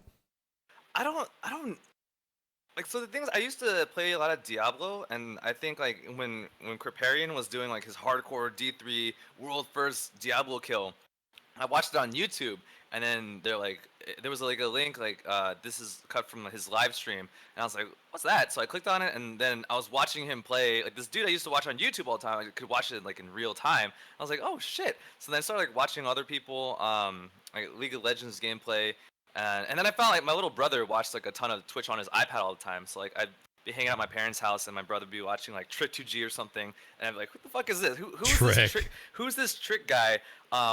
This is actually this is really cool. I was like, "Who's like?" My brother used to watch him every day, and then it was and I started watching it with them, and then like we see him like raged and like or do some actually pretty like PogChamp plays and stuff, and then kind of became a Trick 2G fan through my little brother. Because he just used to watch all the time, and then I found like a lot of related streamers. Started getting more into Twitch, and there's just so many moments that are like from just watching Twitch, having on in the background that were just so.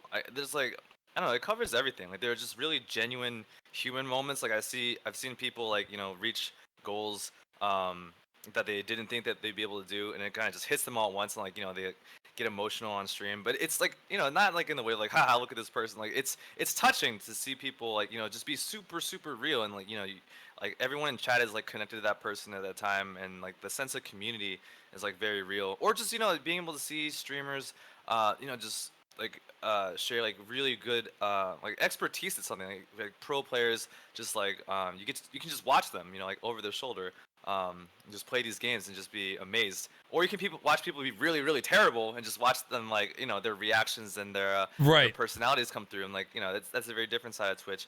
And for me, like one of the first things that hooked me on Twitch is that I think I was watching like Hafu or someone, but she just was like talking about like some like really like real like down to earth like life shit. Um, and it's just like a lot of the things that she said just like resonated with me like as a person, and I was like, damn, this is like Switch is fucking cool. Like I love this shit. This like it's got everything, like real shit to just funny moments to like great personalities to skill, like high skill levels to just it's I don't know, it's like very organic and it's great entertainment.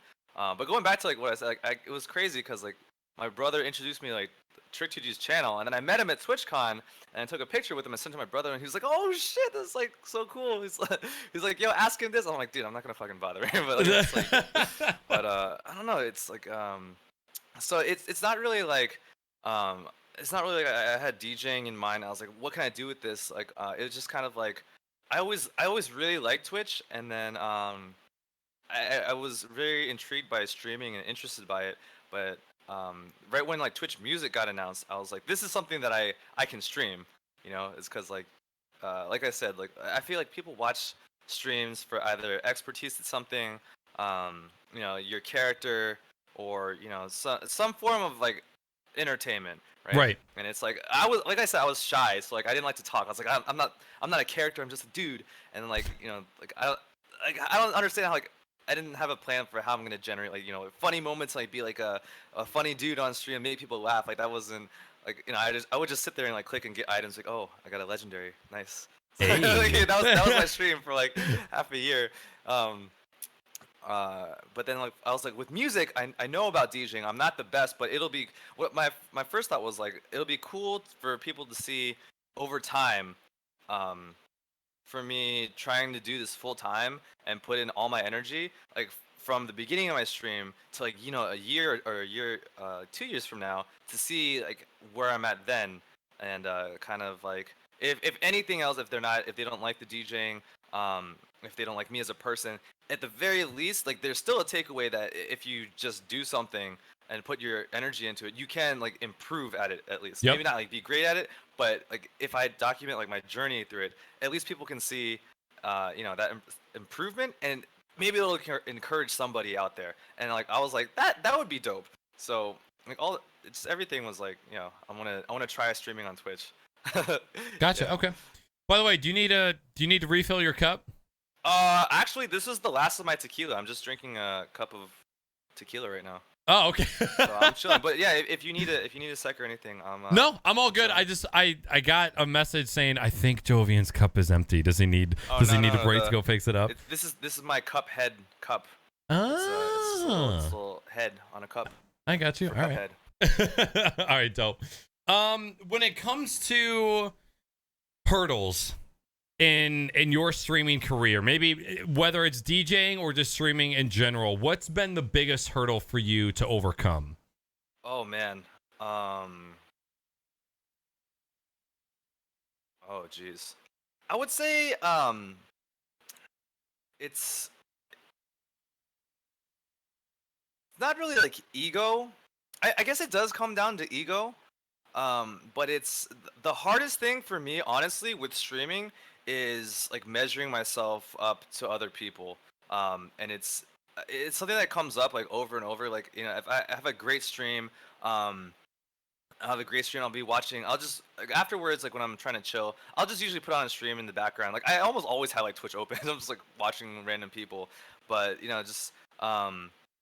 just seeing like my friends that are streaming or like new streamers just like blow up out of nowhere and just getting frustrated at myself like why can't I do this, right? It's Right. like what's wrong with me or my content?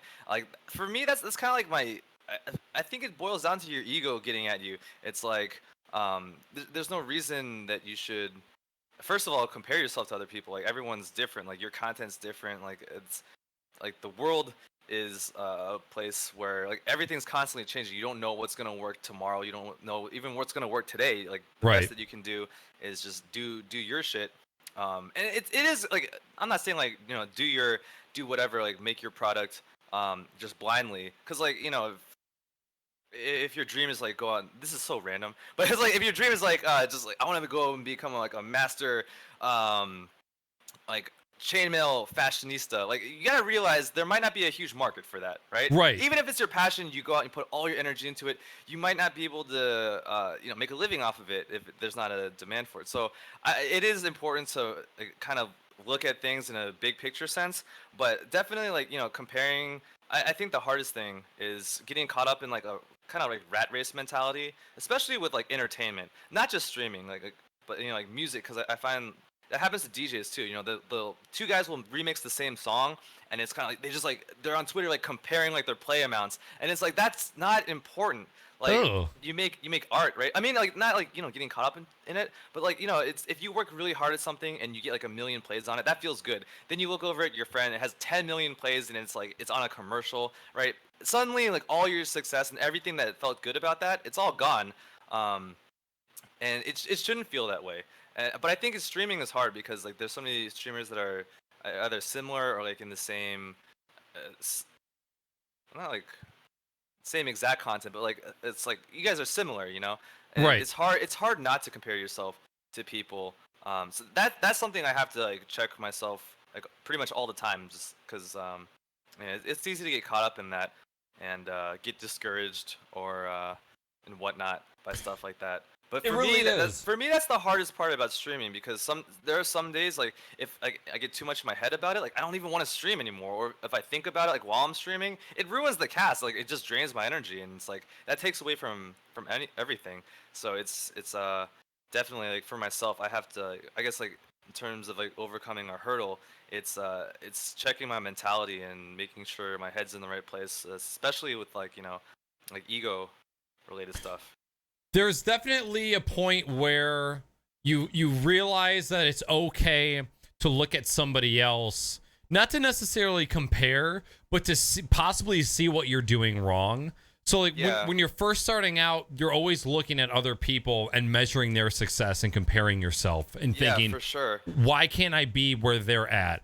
And then eventually you get to a point where you look and say, okay, why is this working for them and why isn't it working for me? And then you try to curate your content a little bit. But Right, yeah. I 100% agree to where you can get caught up in the point where you'll have you and somebody else doing the same exact things and it'll work for them and it'll not work for Right, you yeah, and it'll drive yeah. you fucking insane. Yeah, and also vice versa. Like, yeah. So and that's also something that's hard because sometimes like things that work, you have no idea why they work, and so it's like it's not premeditated, and you can't really duplicate it sometimes, and it's just like I don't know, but Yep. I guess like yeah, and like it's this industry is so fast paced, and I'm talking about like entertainment, not just streaming. That there is like a lot of randomness to it. Um, but I think that kind of what trumps the randomness, that's a good thing to remember for myself is just just consistency. If you're there over time, eventually like you can hit those good random times, and then yeah, because if you're not there, if you're not putting in the work, then you can't really catch those lucky breaks, right? So Right. Perfect example. In my second year of streaming, I would play a single player game and then I would switch to Rocket League at the end of the night. And my viewership would tank. 70-80% would tank as soon as I switched to Rocket League. So it made me terrified to stream Rocket League after that. And then yeah. within the past year, I tried it again and my viewership would double when I switched to Rocket League at the end of the day. I'm like, what? Why? Why did this work now and not a year or two ago? And those are just things that you just can't predict. And that's why I always just tell people, do what the fuck you want because you're never going to know what's going to happen in the end. You don't know. Yeah, it's crazy. What this I'm going to give you a chance to kind of to boast a little bit. What are you most proud about with your show, or what are you most proud of with your show? And what do you think your show does well? So, like I said, like when like when I started, I remember that like that slow motion moment, right, with all the people and like bringing people together. And when I quit my job in software, I was just so unhappy that like my only escape from everything was like music, like listening to good music and just like zoning out was is like the best feeling ever. And I was thinking to myself, if I do music full time, I want to give that to somebody else. Like, even if it's just one person out there, here's like a set that I do or a song that I make, and it makes them feel the way that I feel right now, like bad about everything except for this one song, which makes in turn like everything else, all right. Like it's kind of like a shining beacon or what have you, right? That not everything's bad, because like if the world could produce this one song that makes you feel so great, then not everything sucks. Like at least there's enough to inspire someone to make this song. And anyways. So I was like, if I can give that feeling to at least one other person, then then my music will have been worth it. Like that would feel really good. And just the fact that like getting like messages from people after some of my streams or like on a song, like dude, I was having a rough time and I've been playing this track on repeat. I fucking love it. Or like I was feeling down, caught the end of the set and feeling really good. Thank you, man. Like stuff like that. That makes me feel like I'm really happy to have the chance to do that for people, because it's incredibly like a full circle kind of thing, and it makes me really like feel really good. And the second thing that because for a while like like talking about like Twitch and stuff, like hurdles, I was really worried about like the sense of because building community on Twitch is so important, and it's one of the things I struggled with for a while is like, how do I build community when I'm DJing? Like it's people tuning in because they want entertainment, right? Right. If it's like like a fast food kind of thing, like people come to McDonald's, they get their food, they're in and out. Like if I'm like serving lots of people in that fashion, no one's really building a connection with me. No one's really building a connection with each other. Like that sense of community isn't there. Like like how many people do like it's like you get like I don't know, an egg McMuffin or something, and you see someone else that ate an egg McMuffin, you're like, oh yeah, egg McMuffin, bros. Like that doesn't exist. There's not. Okay, really, dude. That's like it's just like a fast food kind of thing. It's not like you don't feel prideful about it. Like honestly. Right. But so that's kind of the reason like I talk so much on my streams, and I try to do variety casts so people get to do different stuff rather than just come in for entertainment. Right? They get to interact with each other, and I try to like like with chat and stuff, try to get people talking to each other. That's why I like talking. And what's awesome to me is that from there, and I have like no moderators in my channel. Like, there is a sense of community. Like they're kind to each other, and people know each other in the channel, and it's just coming from that organic sense of like we're here to chill, we're gonna vibe. I talk a little bit, and then from the rest of it, like people basically moderate themselves, and it's really awesome to me that it all comes out of like here's the vibe, and you guys do what you will with it, and people have really adapted it, and people that are coming to the channel a lot, or they just like understand the vibe right off the bat, like they are very much a part of it. And like when new people come into the chat, this is awesome for me. But like people they're kind to them, they educate them if they if they have questions, and they're just like very welcoming. And it's not like I tell people, and like I have like a few mods like your job is to like welcome this person, explain this, this, and this. Like people do it themselves, and I think that's awesome. the best. Yeah, it's just like a organic community. I love that. I'm gonna have to throw some praise your way, because that's actually one of the main things that drew me to your channel. Is one of the first times that I came in there, I got as much hype from you being a chatter as somebody who may have just subbed or donated. And you always were extremely welcoming. Like you would just see somebody new in chat and you would say what up and strike some sort of conversation. And that's what always drew me to your channel was, A, I'm getting awesome music just because we have similar tastes in music. And B, I'm able to sort of have a conversation with the person that's hosting the channel. And that's like the best of both worlds when it comes to Twitch, is having that relationship with the person. So I have to say that you've done a fantastic job with that. And that's one of the reasons why I've always been able to come back. Thank you, man. That's like I know because it was really easy for me when I started to like talk to everybody, and I know I miss a lot of messages, especially when I'm focusing on DJing. I don't look at the chat as much. I just miss people like all the time, and it does feel really bad because I remember when I used to be able to talk to every single person. But I try to talk to people as much as I can, and dude, I appreciate that. It's like I'm really glad that you dig it. Absolutely, it feels good, man.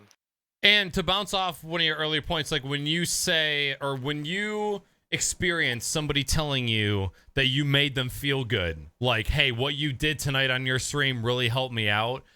Chat, that is not specific to DJing. If the act of telling a content creator, like actually telling them that you enjoyed their content, is fucking huge. Yeah, it's like huge, it's dude. Monumental. And I've had people shoot me messages after stream saying, hey, just letting you know, I had a great time tonight. Thank you so much. Just one person saying that is so fucking huge. Yeah, dude. Honestly, it makes it worth it. It's awesome. Yeah. It really does. Now, this is kind of going back to a point I talked about earlier. I've always loved when you shit on people in your chat. What's the one thing that triggers you? Like if you're in the moment and you're DJing and you're having a good time, what's the one thing that makes you take 5 minutes to just shit on someone's life? It used to be the sync button. I mean, it sometimes is still. But the reason why it bothers me isn't because like I believe strongly one way or another about it.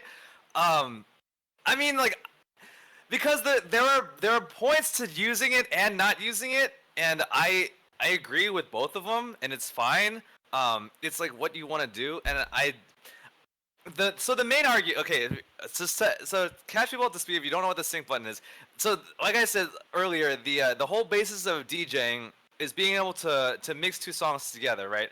And to keep the dance floor moving, you gotta bring in a new song. And so what you do, you change the new song, or you do some kind of modification so that the two songs are going at the same speed, and then you mix them together, and then you go into the next song without like a break in. So if people are dancing, there's no break. Like they can keep on dancing continuously.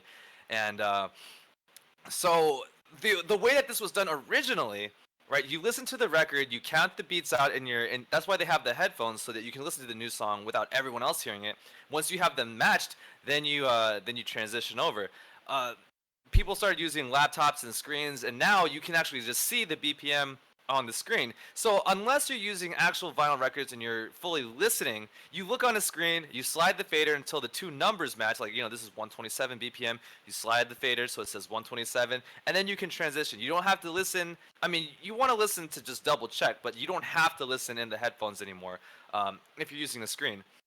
There's also a button that you push the button and it matches the BPM without sliding the fader. For me, those are the two same things. But the argument, like, using sync and using those tools, it takes away from the art of DJing, which I completely agree with. You are, by using those tools to automate something that used to be done by ear, you are taking away from the original art form of it. Just at the same time, like, there are so many different kinds of DJing, like, so the way that I DJ, I just wanna play different tunes for someone. And I started out, like, the first 3 years of DJing. I didn't have the BPM reader, so I had to listen to the record and count it out, and then like, tap my desk along, like, with it, and, like, get the beats right and adjust and all that. So, like, I know what people are saying, like, when you just push a button and then it's done for you, and it's like, it's like, lazy DJing. The way that I see it is, like, if you have that tool, you have time to do more. So I try to do not just 2 decks. I try to use like 3 or 4. I try to do, like, big mashups, like lots of continuous mixing. I try to do something that people aren't going to hear everyone else doing, because I have these tools. I want to try to push things as far as I can go, not just take the easy way out using them. So I think using it and not using it has it's depending on how you want to DJ. What fucking triggers me to get on these, like, huge rants and argue with people is that when people, because it is, like, such a popularly thrown around argument, or people are like, oh, these hands up DJing, push play DJs, like, pre-recorded DJs, like, people just like to shit talk DJs because they're an easy target, because DJs are so popular, and there's, like, like, people like talking shit. People start these arguments without having knowledge about it. People, Right. like, they start an argument about using sync, but they don't know about what it does. They don't know about they basically don't know what they're talking about. They're just trying to start shit, and that's what gets me off. Like, I'm just like, I started going on this whole path, and it's yelling at them isn't going to educate them. So Right. getting mad is so counterproductive. But, like, sometimes I get a little bit too heated, and I go into it more than I should. We're all given that, like, we're all allowed to do that every once in a while. It's more than every once in a while. It's actually, I'll be honest, it's pretty often. You actually answered a question that I was going to ask before you even finished. Was, yes, using the sync button may seem like a shortcut for some people, but if that technology is giving you an opportunity to use your time in another area or to do something else, it's like old people who are angry at our generation for having technology that gives us the ability to do things very easily. It's like, yeah, we can listen to a book instead of reading it, but I can complete a book in 3 times, or 3 times faster than you could, and now I have the chance to learn how to eat pussy better. Right.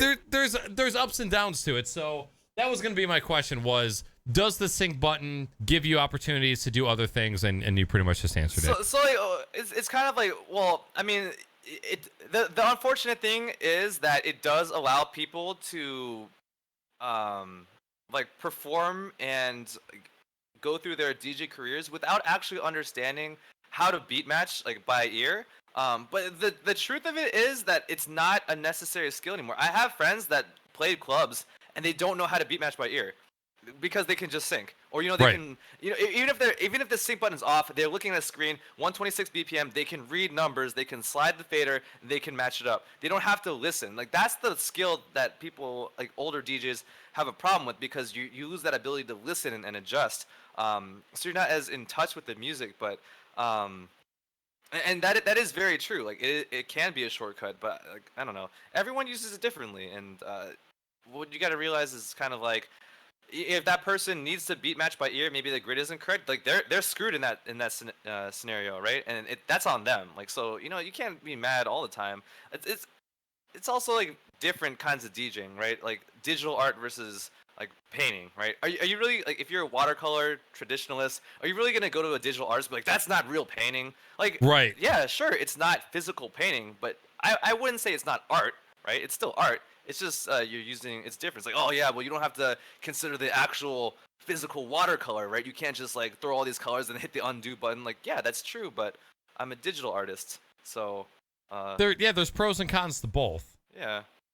Now, with that said, the amount of times I've gone to an insane amount of electronic shows and music festivals, and there's nothing that, like, irks me more than seeing the DJ jump up on the table and scream for everybody to put their hands up when it's like 50 times in an hour. Yeah. It just drives me insane. And one of my favorite, I wouldn't say favorite artists, but an artist that I enjoy a good amount, Zed. I have never seen a DJ jump around and tell people to put their hands up more than fucking Zed. Like, and not just one show. I would say like the past 3 times that I've seen him live, he's done this. And Diplo does it. Fucking Flostradamus does it. Skrillex does it. I really enjoy Skrillex and Floss live, but when I hear you telling me to put my hands up 15 to 20 times a set, I go a little insane on the inside. Stop telling me what to do. Right. I'm gonna put my hands down. Yeah, But- I'm not gonna jump. Fuck that. I'm gonna keep my feet on the floor and dance. Even though I'll feel better if I jump, I'm not gonna like it. I don't, dude. It's like I don't know. It's sometimes people need help getting hyped. You know, it's like for some people, just the music is enough to like lose their minds and go nuts because they're Right. really really into it. And it's not everyone is like that. Like maybe honestly, sometimes people are like a little bit more like some people are just more shy, right? Their natural instinct isn't to jump around, right? But it kind of gets them out of their comfort zone. Maybe it's their first show. Someone's telling them to jump around. Everyone's doing it, like right next to them. It's easy for them to get into it and have a great experience. And then sometimes some people are just like really fucked up. They don't know what to do. So like, oh, that's time to jump. Got it. And you know, it's like, I don't know. It's definitely like a crowd reading kind of thing. Because the thing is, especially with shows and DJing and festivals becoming so mainstream, and I don't mean mainstream in like a bad way, like, oh, they just play Chainsmokers, it's so basic. Like, it's super popular now, right? I love the Chainsmokers, okay? Like, dude, I went to a Chainsmokers show a few years ago, and they were surprisingly awesome. Like, I was kind of mad how good of a time I was having. Like, fuck, I was like, this is really fun. Fuck, I'm a Chainsmokers fan now. Like when I meet new people, one of the first things I say is, "Hi, I like to wear Crocs and I enjoy the Chainsmokers," and that right away either triggers the shit out of them or they just don't care and they want to continue a conversation anyways. Yeah. Kind of moving back towards into like Twitch. A lot of people who want to be streamers or who are streamers want to be partnered see partner as like the end all be all goal. Like that's the thing that they need to get. And some people see it as a goal. Other people see it as a necessity. Like, I can't be successful unless I'm a partner. And that's just the end goal. Yeah. So with that said, what's any like real talk advice you can get to somebody who just wants to get partner to be partner? Like, I guess on top of that, what's one of the most annoying things about being a partner, or more so the maintenance of being a partner? Man, oh jeez, because I remember having that same mentality. I was streaming and people would be like, "Oh yeah, this is like you're a Twitch streamer." I'm like, "I'm not a real Twitch streamer. I'm not a partner. I'm not a Twitch streamer." And then like people would bug me like, "Dude, you should apply for partnership." I'm like, "No, I'm not gonna apply because I'm not a real partner. I'm not a real streamer." Like, you know, like I'm like, my stream sucks. I'm not gonna apply. And then I started applying as a joke. Like every like X amount of followers, I would send in an application, and just so people, hang on. Run the track! I'm sorry. Hot some hype! Yeah, that distracted the shit out of me. But yeah, I was in the same mindset. Like, you know, it's like I can't. I'm not gonna call myself a streamer unless I'm a partner. It's like so I remember like applying every X amount of followers until like it just like, as a joke, because I would get the same rejections like, no, but apply again, thanks for replying, and I would just keep sending it in. And then one time I got a reply that was like, you've been accepted, and I was just like, wait, what the fuck? I was freaking out. Like, I was like, I don't know what to do. But then like all of a sudden it was just so much more pressure. I was like, I have a partnership now. It's like I had to take streaming. Like, I have to stream every day. I have to do this and this. I have to, like, you know, I have to be like this on my stream. I can't say this anymore. I can't do this. I got to be more professional. I need a new overlay. Damn. I need new graphics. So part of it, like, it really pushed me to take streaming a lot more seriously.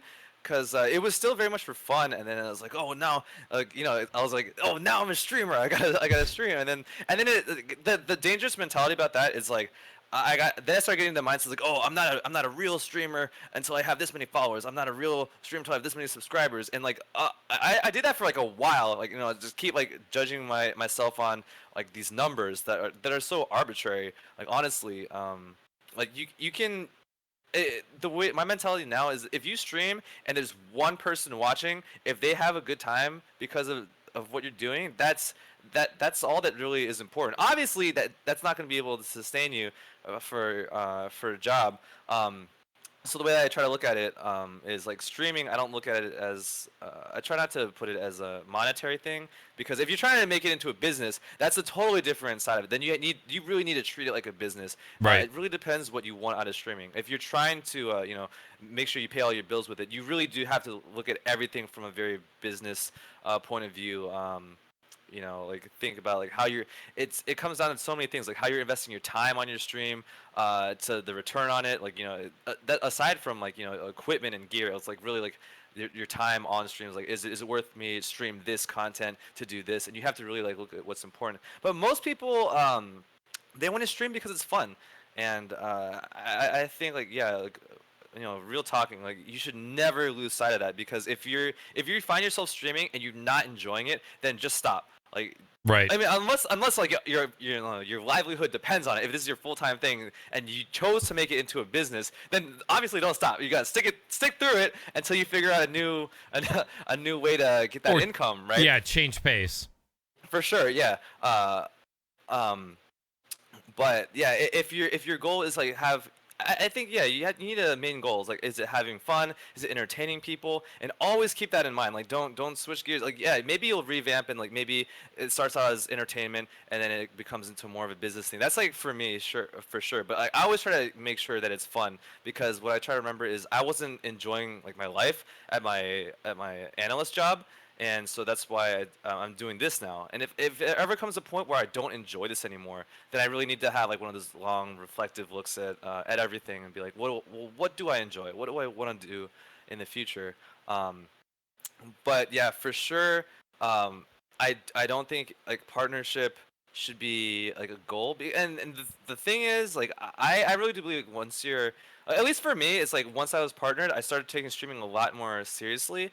And like it's not like the same for everyone, but what I do notice for a lot of people is like you're getting maybe like a lot of support, like either like in a lot of different ways, like your chat's really active, like because they want you to push for partnership, like you're getting donations, bits, and if you're affiliated, you're getting subscribers. Like, yeah, I can't wait for you to get it partnered. The thing is, once like when your channel is so hyped, and if you make that a focus of your channel, like once that happens, like all that hype dies down, and it ends up hurting you.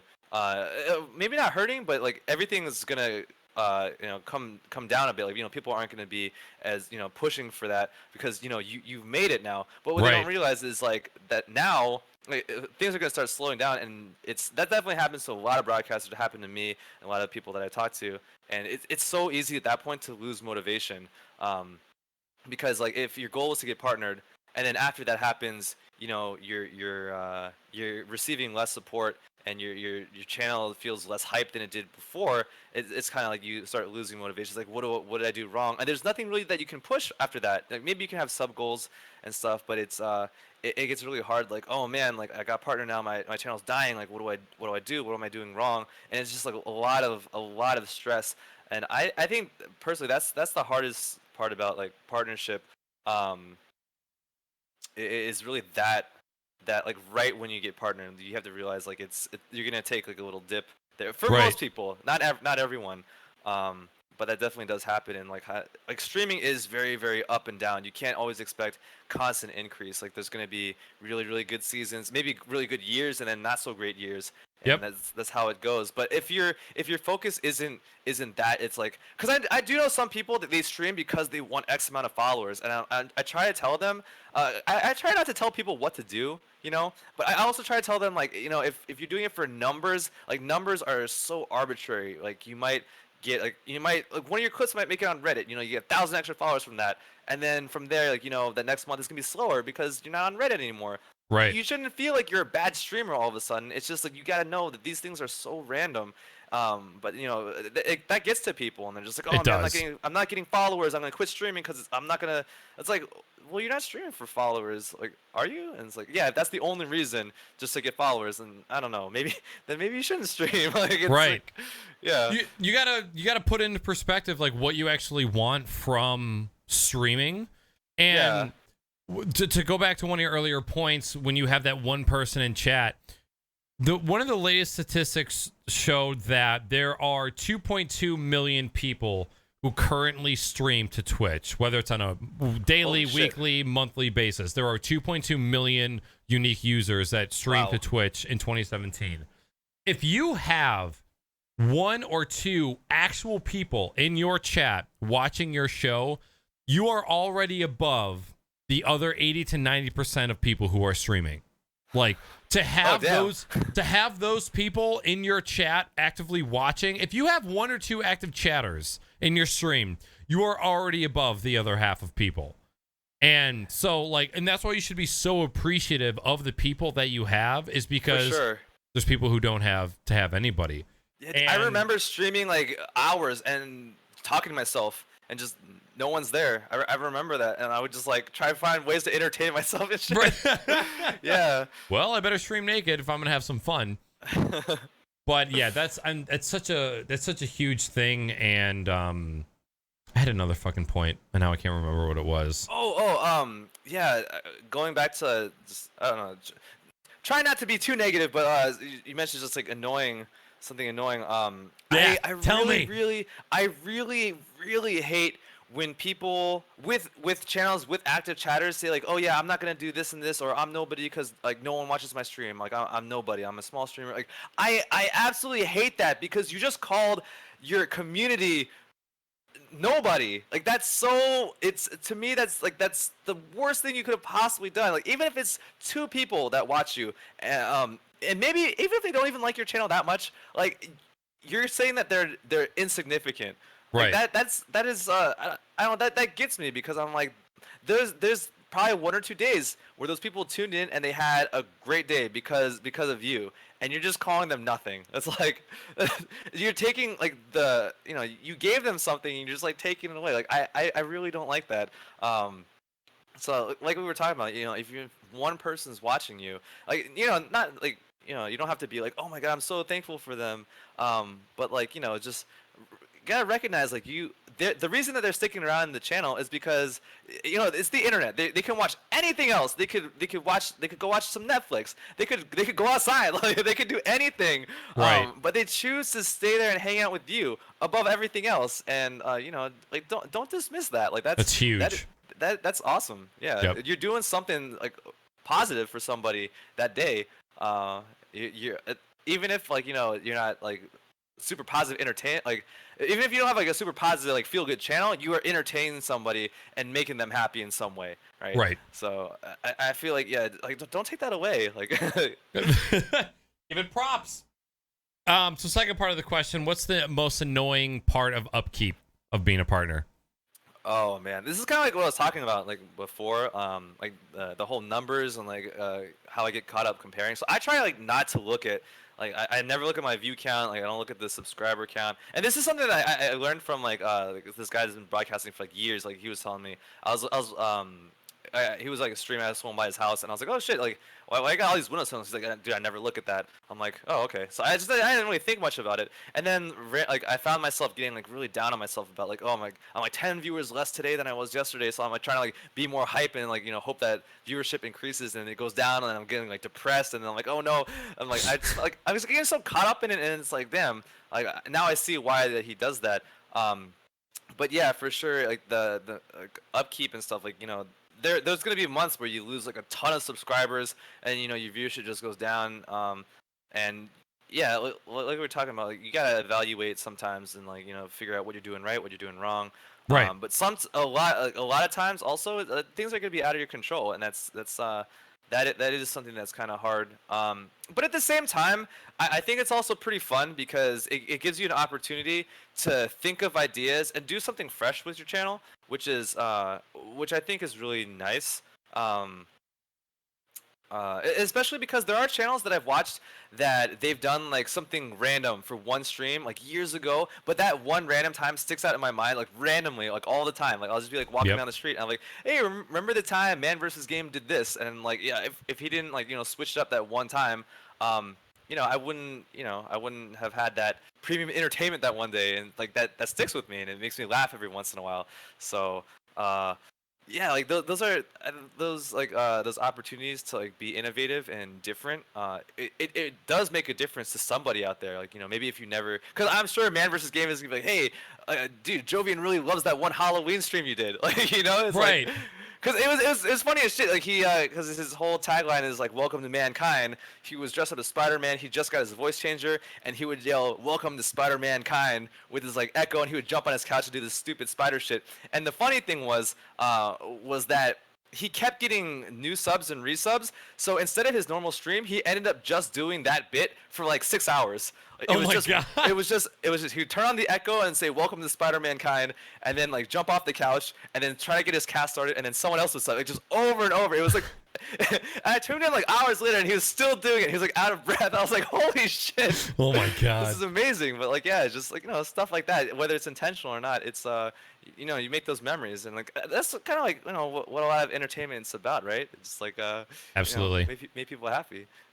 You just reminded me, you were talking earlier about how you have those moments, slow motion moments, where you just have either you're on the receiving end where you're a viewer or you're a streamer, where you have these moments that stick out, and how you can see someone have an emotional moment as a streamer, like a groundbreaking thing.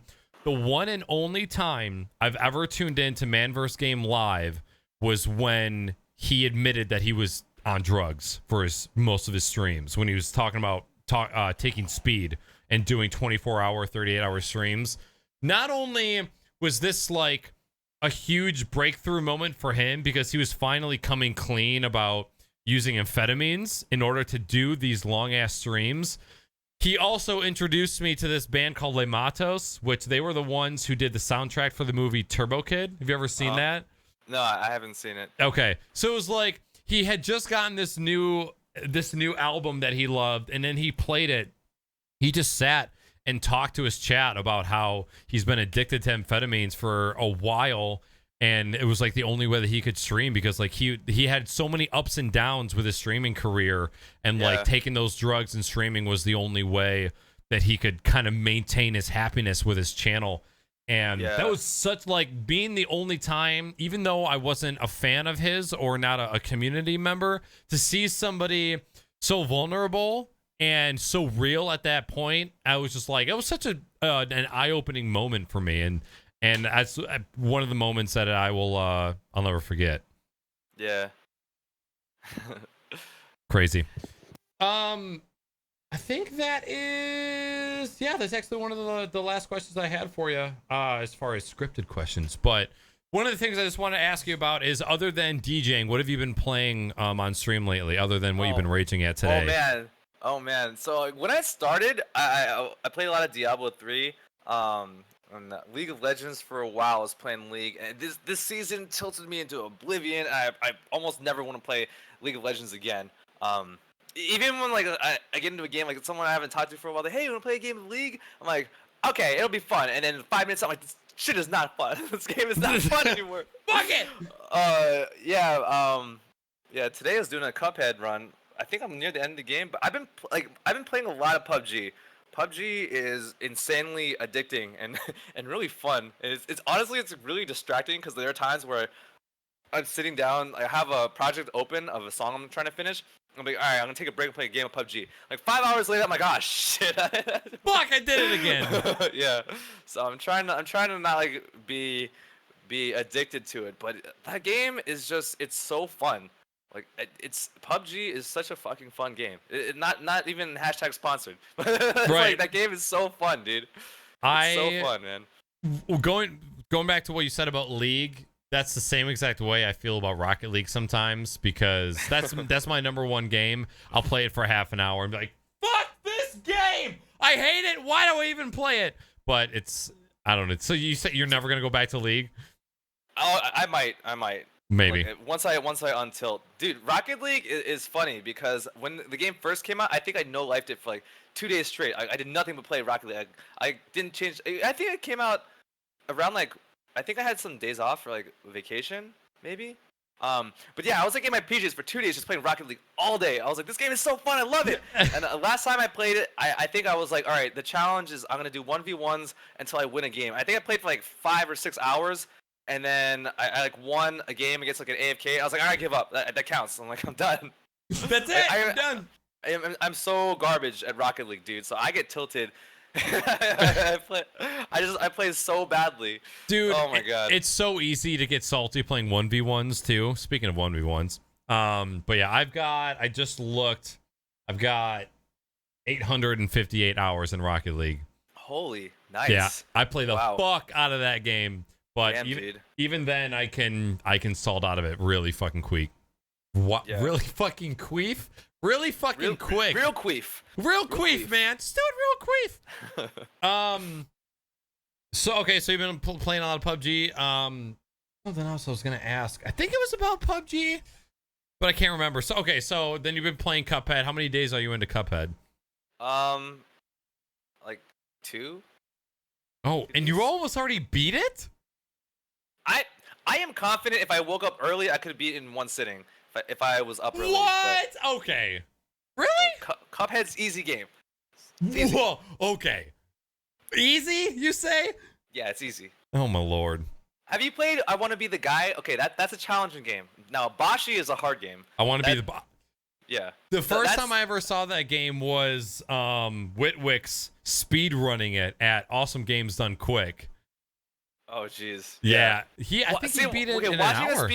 Watching a speed run, you're like, okay, this game's hard. But like, if you ever watch someone do like a blind playthrough of either game from start to finish, like it's like months, and you're like, oh, okay, this game is challenging.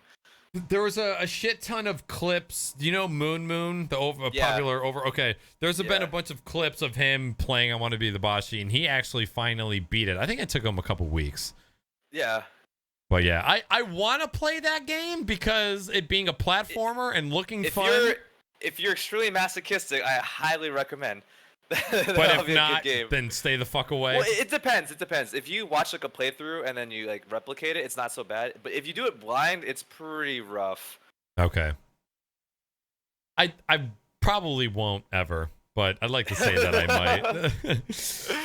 All right, well, moving right along, chat, there wasn't much gaming news that has happened in the past week or so, so we're kind of skipping right over that, nor do I really want gaming news to be a focus when we have such an honorable guest as Jovian on the show. I mean, how the fuck can we talk about anything else? So we're going to move right along to the questions that we got from chat tonight. So first question, this one comes from Amber's Arcade. It says, for Jovian, variety game streamers are a thing, but your situation is unique. What are the differences you feel between streaming your music and just playing games? Yeah, so I mean, like the thing is, like when I started like streaming more, I like I was saying, like I think to be successful on Twitch, at least you have to have either expertise at something, or people want to watch you like because you know, you do something that most people can't, right? Or be really entertaining, like have a personality, which, like I said, when I started, I was super shy. So like I didn't want to talk to chat that much. Like I would say hi and try to carry on a conversation, but like especially when I was DJing, like I got so shy whenever I picked up the mic to talk. And then I guess like the third is like interacting. Like some streams are like 100% interactive. It's just like it feels like, you know, you're sitting in the room with that person, just like having a chat and like with some friends, and it's like super chill. So I feel like you gotta at least do one of those. So for me, like trying to do music on Twitch, like I really don't think that I'm an expert, like I'm really good, but it's something that I spent so much time doing that I feel like I have a decent amount of knowledge at DJing. So I know that's like where most of my audience comes from, and plus it's like you know, it's something different on Twitch that like there aren't a lot of, like, music isn't super saturated like you know, like League of Legends. If you want to be a new League streamer, it's difficult. Good luck. Yeah, I mean, but the thing is, like, there's networking and all that. You can easily, like, since there are so many people, you can network and make friends. Play games with other people. You can get people to know you from et cetera, like from other channels and whatnot. And you can definitely build up from there, which is kind of hard to do in music because also music is really competitive. So it's hard to be like, oh, all right, guys, go watch this streamer. It's like they do pretty much the exact same thing as me. Right. I mean, like, yeah, it's I don't know. League is kind of different because it's like a lot of streamers watch like multiple League streams, but it's really hard to watch like multiple music streams at the same time. Like Right. it's because it's just you can't really do it. And I don't know if you got a certain preference in music, but it's anyways. All that aside, I do recognize that music is my like main content, so I try, and this is kind of what I was getting at earlier when I get caught up in stuff. Sometimes I'm like, oh, this new game is coming out. I gotta get it and play it like Tuesday morning. But like that's my time I should be working on music. So I try not to focus so much on this streaming. So, this sounds really weird. I try not to focus so much on streaming as I do like with music because that is the main focus of the channel, and that is originally the reason why I quit my job to work on music more, to have the hours, right? So, the reason I try to very like compartmentalize my gaming, my variety casts. So I do like games just all day on Sunday. If I have like extra hours here or there, I try to like tweet it out early, and so people know that I'm gonna do it. But it used to really bother me. It's like, oh, I get so much less viewership when I play games and whatnot, or from doing this or that. But at the same time, it's like I recognize that my main content is music, and I don't feel bad about it because the reason that I quit my job was to do music full time. It wasn't to become a streamer full time. Right. Honestly, like this. I'm not trying to put this in a bad way, but streaming is kind of a distraction from music sometimes. But it's also the main way that I can distribute my music and what I do. So it's also like the best thing for my music as well. So it's like it's kind of in a weird place with that. Um, but like what we were talking about earlier, getting caught up with streaming and whatnot, I try not to let it get to me too much. And the main focus of my variety cast is just so that people can see a different side of me and get to know me, and just like have like stream experiences that we're talking about, so that when we get into like the DJ streams, it's not just like me on the stage. Jovian the jukebox, right? It's like Jovian, the guy that you watched fail at Cuphead 900 Right. times. Jovian, the guy who streamed folding his laundry. Dude. Jovian, the Jovian guy the Jukebox. That's a great fucking name. Like No, that's t-shirt worthy. I don't want to be a jukebox, dude. I don't want to be a jukebox. Like, but it's cool to me that like I'm not just a guy that plays music. Like they chat knows me for being terrible at Rocket League, for being a great Widowmaker main, for never tilting at League of Legends, etc. etc. And it gives shitting on sync haters.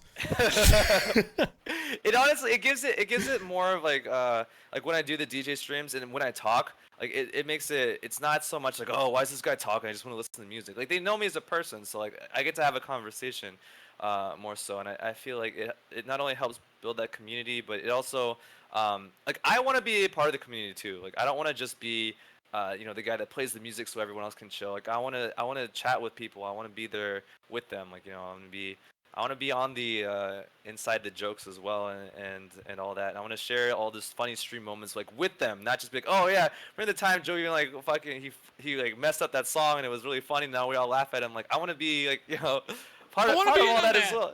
Yeah, exactly. Like it's because actually, I did the first time someone said, "Dude, you talk too much during your DJ sets. Just play the music." It really got to me, and so for like 1 or 2 weeks, I didn't talk on the mic at all, except for, "Hey, what's up, guys? Happy Tuesday. Hope you guys enjoy the tunes." And at the end, like, "Thank you guys so much for listening."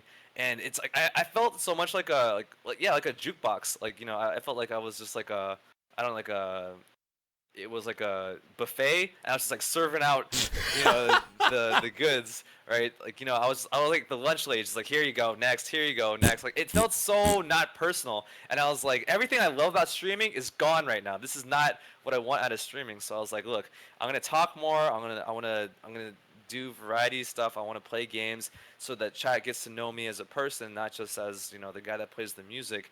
And if some people don't like it, then look, you can go listen to Spotify. Like Right. I'm here because this is what I love about streaming, and yeah, I'm gonna do that because because I want to be happy doing my job, right? Exactly. And that's probably what most people look past is like, I'm just trying to do what makes me happy with my show. And that's it. Next question also from Amber. For Jovian, there's a crazy amount of choices when it comes to Twitch, native, and third-party stream customization, BitCup, animations, timers, etc. As a live musician, what do you want integrated into Twitch to enhance your broadcasts? Oh man. So what I think would be a really really great opportunity for music, but I also understand like from a business standpoint, it's expensive for Amazon and Twitch. But this is possible. Like there's a lot of copyright stuff surrounding music. But like with Amazon Music and stuff, and I've talked to like people from Twitch about this, but yeah, basically it comes down to this would be expensive to do, and it has to be like a very long-term vision kind of thing, and it's a lot of risk.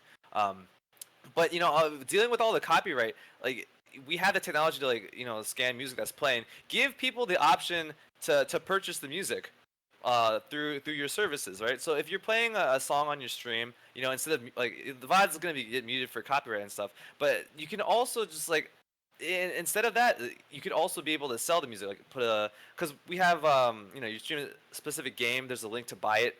Why not do the same thing for music, Right. I think that would be so cool because a lot of times people are like, oh, what song is on right now? It's like we have the technology to like scan the song. If our phones can do it. Yeah, exactly, and then give people the option to purchase it. One thing that I really like about the new Streamlabs thing was like the ability to poll people, like not just like I don't have to like post a link, but it's like through the stream and it's integrated with all the stream with the stream overlays. Just that it's a little bit clunky right now the way that it is, but I wished that there was a way to like really seamlessly interact with chat, like through the overlay, and everything would be displayed live. Like do like polls without me having to open like all these extra things. So right now I can do a poll. So something that I was testing was like I'm mixing like house music, right? I'll put in like 4 different options. Like, what do you guys want to hear me play next? So that gives me time to kind of gauge what everyone else wants to hear, and just like figure out like where do I want to go in like 30 minutes or so, and I can like base this off of what Chad wants to hear. But the thing is, I had to open up 3 different windows to do this, which takes away from me DJing. So I have to have all these windows open and like typing over here, click all these different things, and then at the same time I'm trying to spin and read chat. It's just I wish it was just like more integrated. So like the ability to interact with chat like really fast on the fly and have it integrated with the stream, that's something that I would love to see through Twitch. Even if it's something like maybe it's possible with like some custom shit, so maybe I'll like crack the knuckles on my coding and try to write something like this. But if someone could just like type in a genre and like write like a hype emote or something, because that would give like subs priority, right? This, it's not like someone's like trance like hype, and then like the hype emote, like that would put in one entry, it would pop up on the screen, and then you would see like the results live, and then like that way like subs could vote for something in real time and live, and I could see it on the screen and then react like instantly. Like that would be so cool, stuff like that. That's actually really interesting because yeah, like even if you're playing a show IRL, you're DJing a show, what kind of control could you have over the environment if everybody would, like, if you were to put up a poll in real time and everybody whip out their phone and go, I want to hear this genre, knowing you're not going to 100% get what you input into your phone, but if you were able to get that feedback from your viewers, how much better of a job could you do catering to what they want to hear? Yeah, exactly. And I could still like I don't always have to do that. Like it could just be like I feel like playing this, I'm gonna play this right now, and then like as I'm playing that, as I'm like just going in the zone, like what do you guys want to hear next, right? And then so the way that usually like, I gauge the crowd, when I'm playing an event is I'll play like in the first hour I'll play all different kinds of stuff and see what people really like. Because you'll get like the fun people of people's groups, right? To like they'll see that they dance more to certain songs than others, and then like okay, that's their jam right there. So then at peak hours you go back and throw one or two of those in, and then the fun person from different groups, they'll start grooving, and then drag more people on the dance floor, and then everyone's jamming. But I don't get that kind of feedback on Twitch. Like I can't see. Because the people that get hyped, they get hyped for everything, or like there's certain people that like certain genres like all the time. So like, if I see someone's name in chat, like I know they like a specific song or they like a specific genre, I know what'll get them hyped.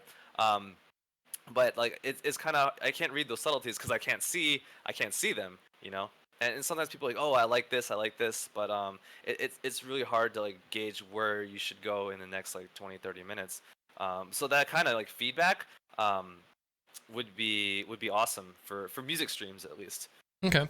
I remember being in your channel one time, and it was one of the nights where you were just having fun shitting on people, and you were playing whatever, and you grabbed the mic, and you're like, all right, hey guys, all right, right now we're going to do some song requests.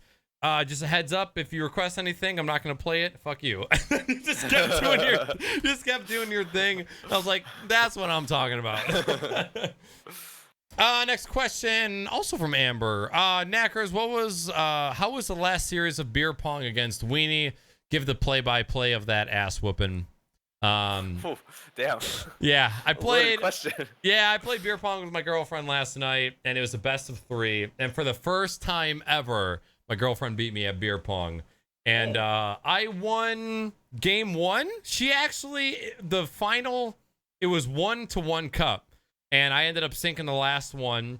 Second game, she actually won with redemption. And then the third game, she beat me by like, I don't know, 4 or 5 cups. So she really kind of slutted me into the corner. It was pretty good. And I think every other time it's been kind of a tidal wave of win for me. But she played strong. And we play with... I have a set of cups that came from one of my best friends as a housewarming gift. It's stainless steel cups that came in a set.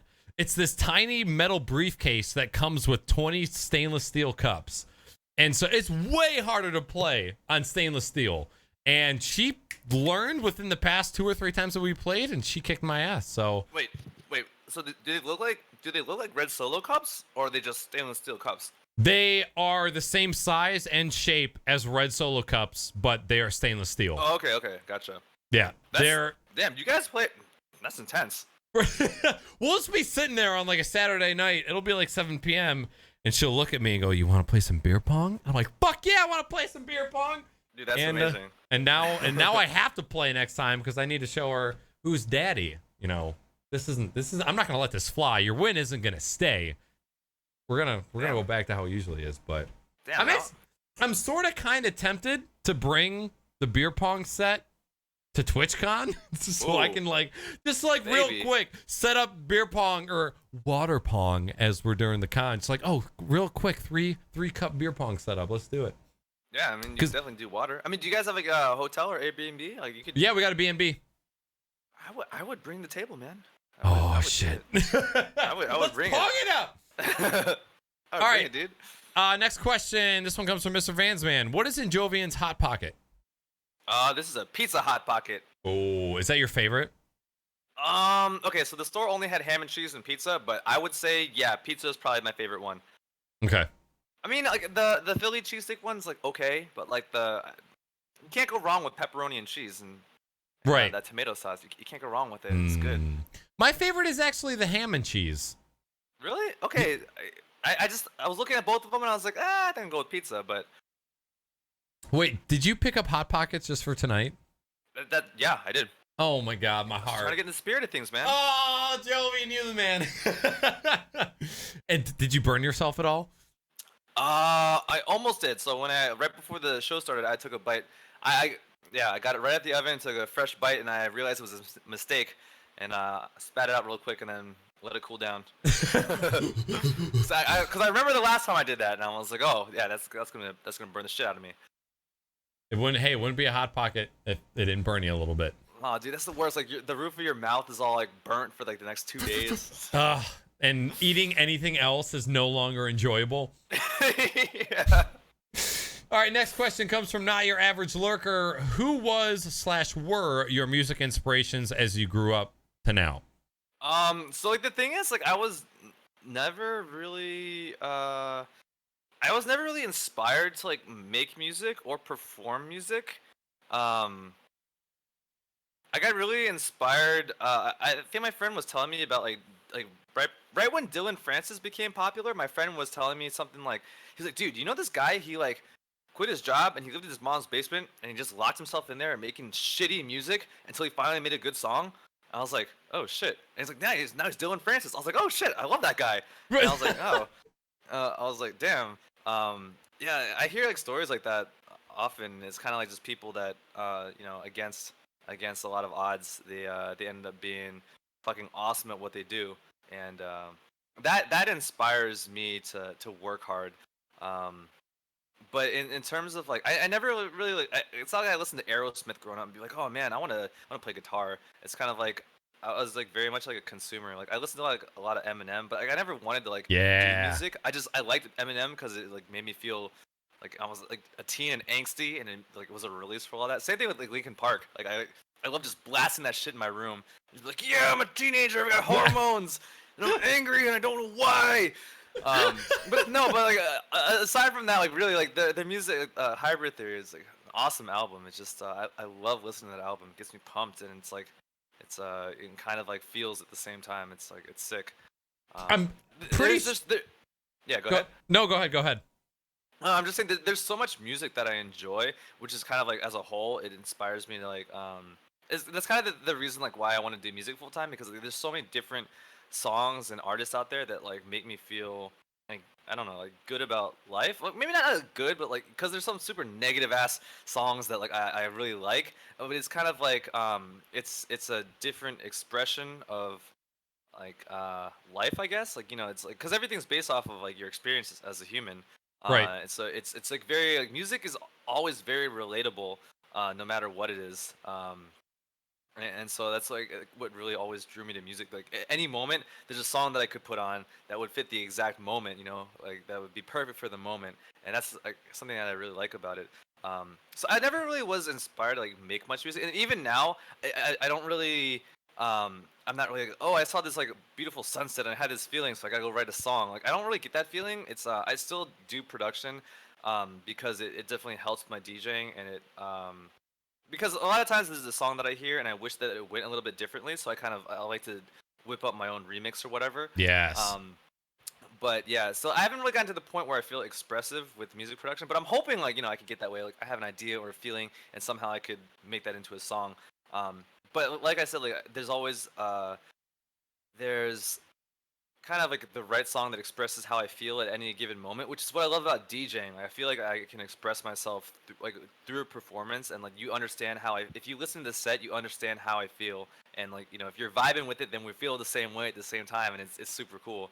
But yeah, in terms of like musical inspirations, I've never really felt like inspired by a specific artist or a song to like make music or perform music. It's more like the art that they create, the fact that they created that art. It kind of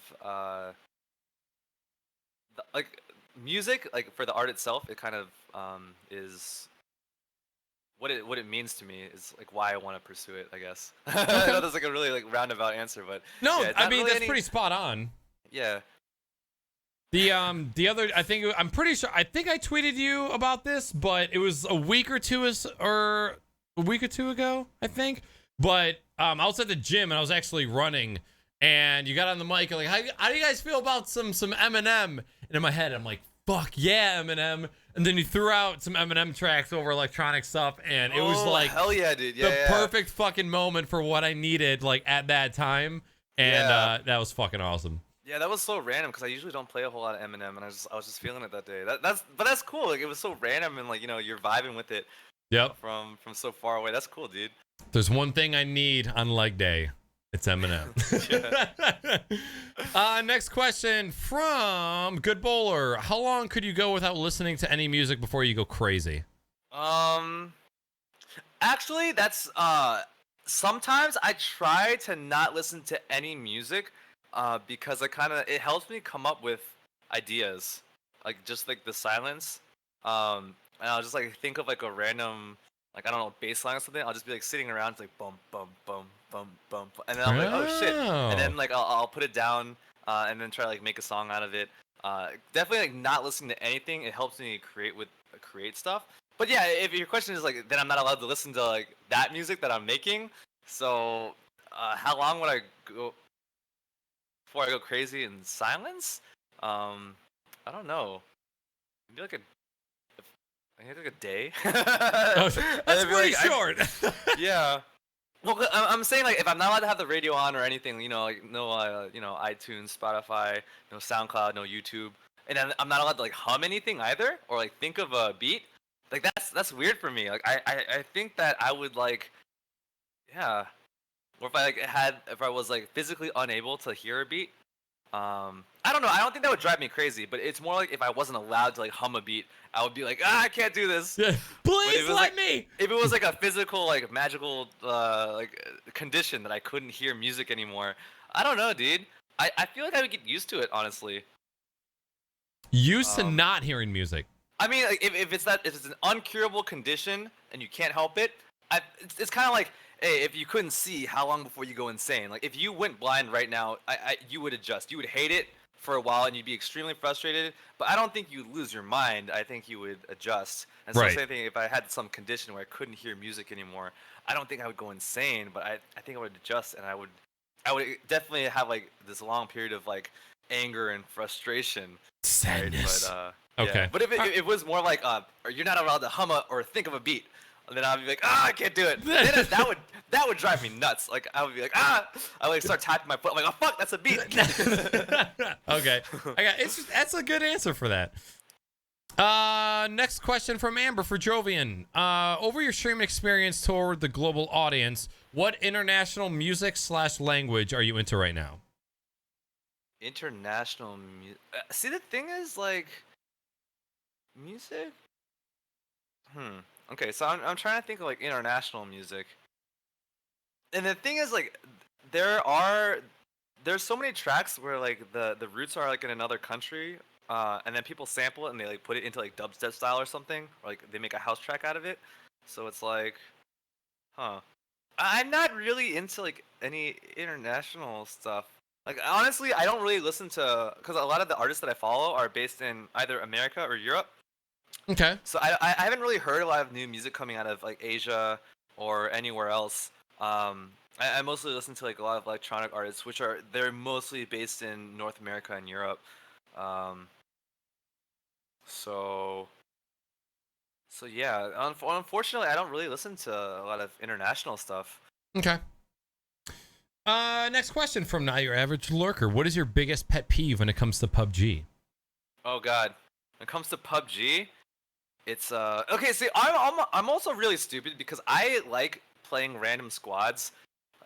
So like, there's so many games where like my teammates won't communicate or cooperate or listen to me, or they'll disconnect. And literally the solution is play with your friends. But I kind of like when I get into a random game and I meet someone new and it's like I have a good game with them, so I try to like, that's what I'm kind of chasing, I guess. Okay. So that aside, because that's 100% my own fault. My biggest pet peeve. Oh, okay. Well, then the second thing would be is when I potato aim and I have a free kill and I fuck it up. Like that irritates the shit out of me. But that's on me. Yeah. I guess maybe sometimes like when I die to a player that does something completely unexpected, because it's like they're new and they don't know what to do. Like, so like, they don't know to move out of the gas, so they're just sitting in the gas. And they're really far away, but for some reason they have a sniper rifle, and I just get into the zone, boom, they shoot me in the back, I die, and then they die in the zone. Yeah. That kills me, because that person wasn't even trying to win. Yeah. They don't even know what they're doing, and that's the reason why I died. So from there, I try to kind of like always be like, I don't. Sometimes I try to throw logic out the door. I'm like, yo, I'm doing Right. this. This is what's logical, but expect anything. anything could happen. Some guy could be landing, I don't know, 10 minutes late magically somehow. And If it's get a like the kill. first 5 minutes of the game, maybe he pulled his parachute and he's landing really slowly, and he might land here, maybe. And then someone will see it and they'll look here and they'll kill me. So I try to be mindful of like any possibility. Okay. But like, yeah, my biggest pet peeve is like when people do stupid shit and then like because they don't know how to play and they kill me. Like I get so mad. But that's on me. That's on me for being a bad player. But That's all right. You still have Yeah. fun with it.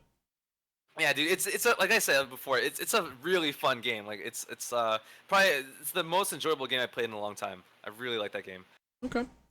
I got another question. I was told to not reveal who this was from, but the question is, why do you always tell your viewers their song sucks, and why are you so abusive to longtime subs?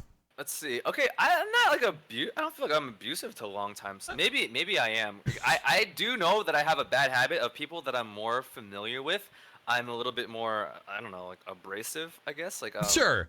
Yeah, like I'm a little bit more crude with them, just because like we've and I know that's not everyone's style. I've had like definitely a few like very long-term friends. Like we have like a side conversation. They're like, dude, I don't know why you're being such an asshole lately. And I'm like, what are you talking about? And like, yeah, this and this. You keep calling me out and shit. I'm like, dude, this is like you're one of my best friends. Like you did some stupid shit, and I'm gonna call you out on it. Like, you understand where I'm coming from. You know who I am. Like, okay, but like that's another side of that is like that's why we can have this conversation. If you Right. want me to be nicer to you, like I can, but you just gotta know like I'm just being like this because I feel completely open with you, and I don't think that you're gonna take it personally because you know that we're friends, and I don't think like less of you or anything. I'm just being real. But honestly, like yeah, some people they don't like that, but that's just I guess that's a habit of mine because I gotta maybe gauge people better. But it's hard sometimes because you don't know. Like sometimes people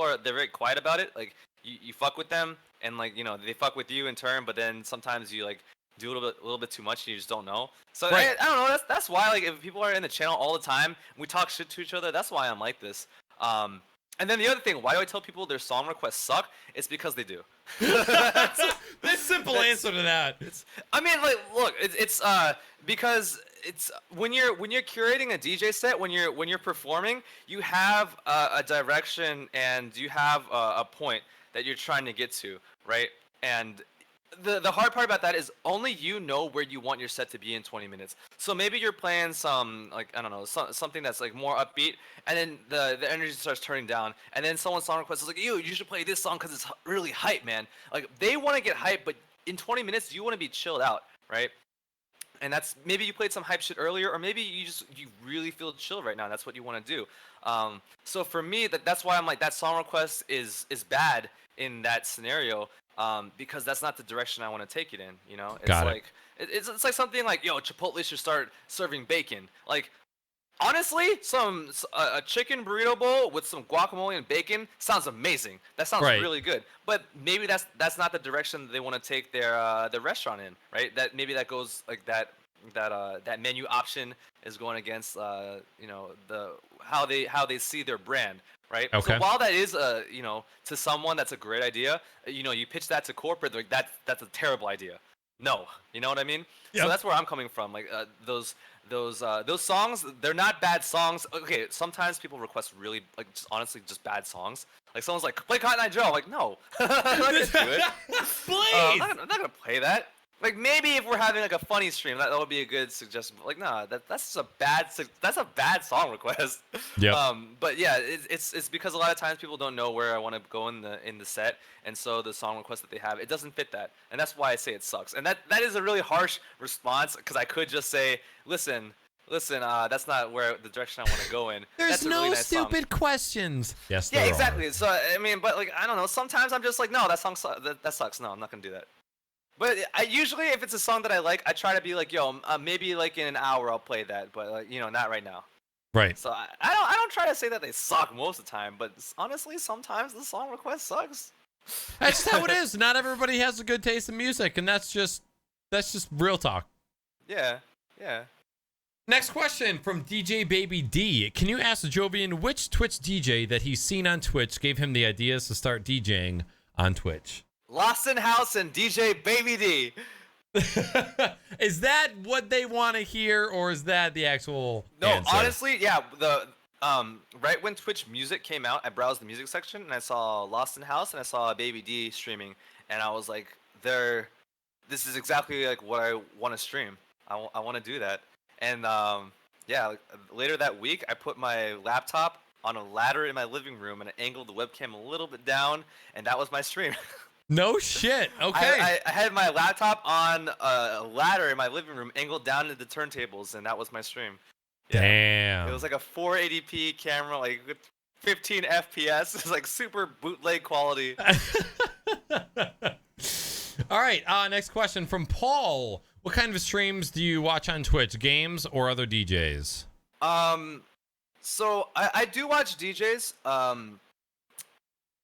The things I already I follow a bunch of DJs, so I haven't really been finding new ones lately. But I did like have like a ritual like every morning, like I guess the first few months I was streaming every morning. I would just browse through music and see whatever other DJs there were, and just try to like chat with them and like make some fucking friends and stuff. But for the most part, I watch I watch a lot of my friends' streams. So, like if I've ever met someone in person, or if like I've played a game with somebody, or I've gotten to know someone through Twitch, like I'll usually watch their channels. I just try to pick someone random every day and just like say what's up. But it's really weird because it feels like like I'm choosing a different friend to hang out with every day. Right. But my favorite streams to watch are like just like broadcasters I started watching from like when I very first started when I first found out about Twitch. So I was talking about Hafu before, but yeah, I lurk in Hafu's channel a lot. Like I think she's like super chill, and she's like whenever she does like talk about stuff, she's super down to earth. So it's like it's nice. I think she's just like super real. And also I watch a little bit of Trick 2G as well. Tyler 1 cracks me the fuck up. I think that guy's hilarious. And then he is funny as shit. I'll watch like random streams like Bob Ross, like for like that novelty.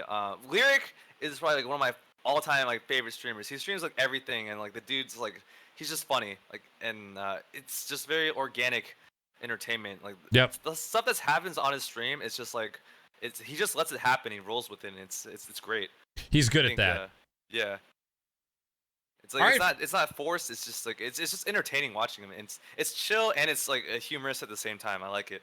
He does a great job of providing both of those attributes at almost every single stream. Yeah, dude. Last question comes from Good Bowler. Would you rather have sex with 2 5s at the same time, or 1 10 that really doesn't like you? Oh man. Oh man. But it's all consensual. Yes. All right. I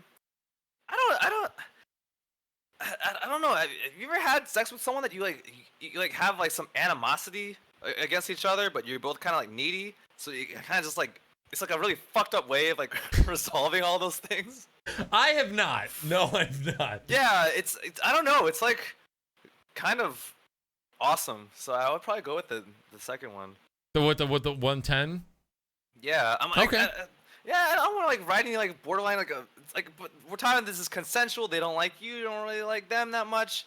It's this kind of like you're venting out your frustrations and also like getting your other primal needs out there. I'd probably go with that.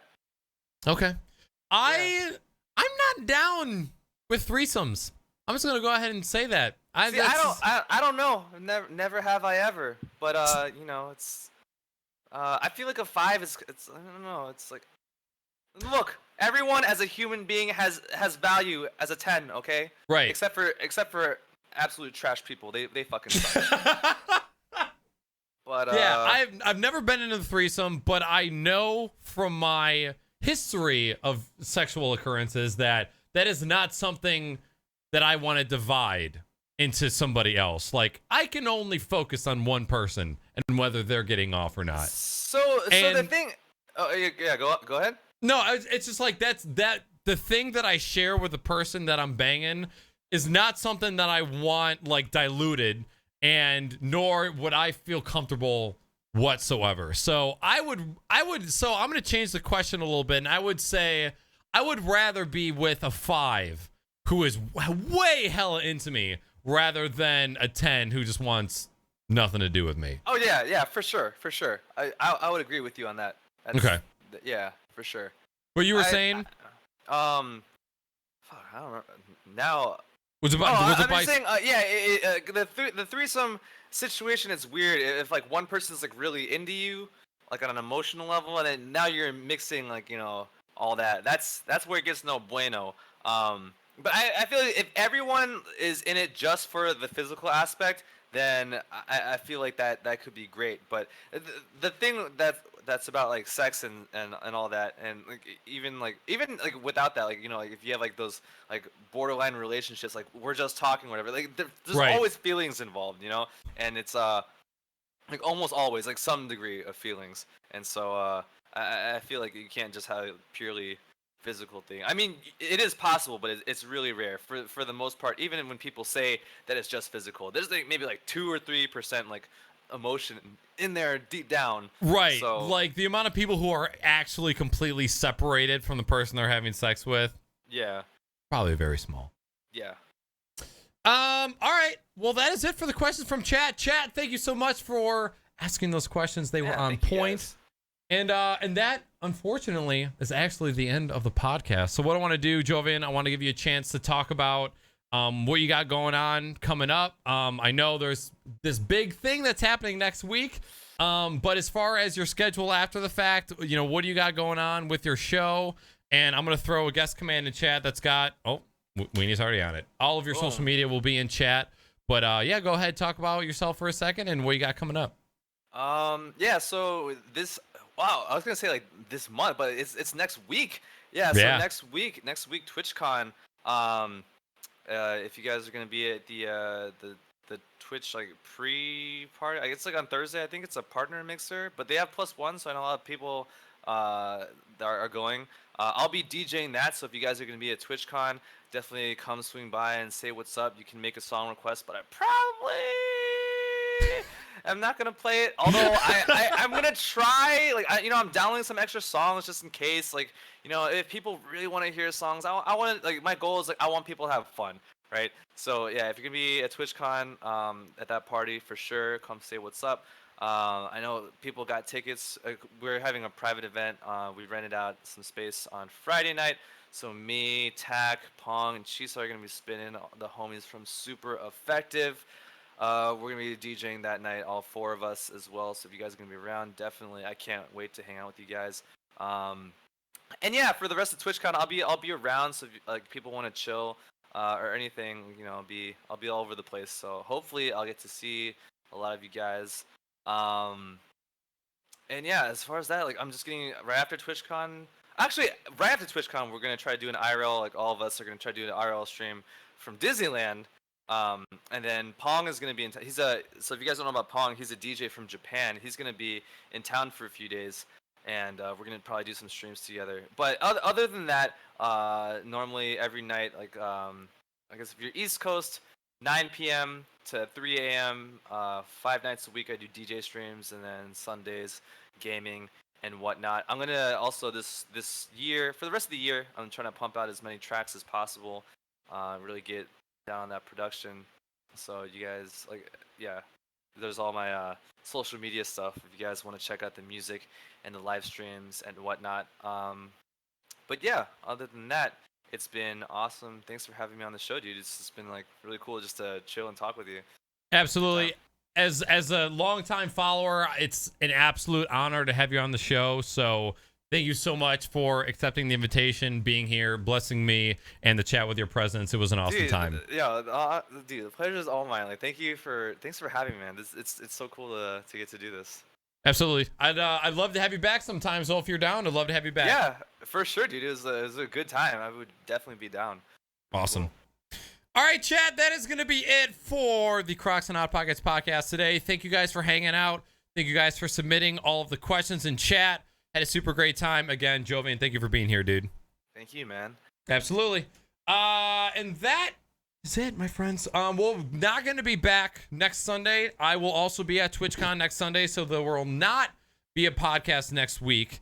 But the week after that, there's going to be another podcast. I don't know if it's going to be a 1v1 or if it's going to be a solo queue. Good possibility it's going to be a solo queue. But we'll see what happens. So again, thanks everybody for hanging out. We'll see you guys all later. Jovian, can I get a wholesome goodbye? Goodbye. Are you still streaming? Yeah. All right. I'm hosting your ass, dog. Oh shit. All right. Have a good one, Jovian. Thanks, chat. Later. Thank you, man. Thank you. Much love, man. No problem. Later.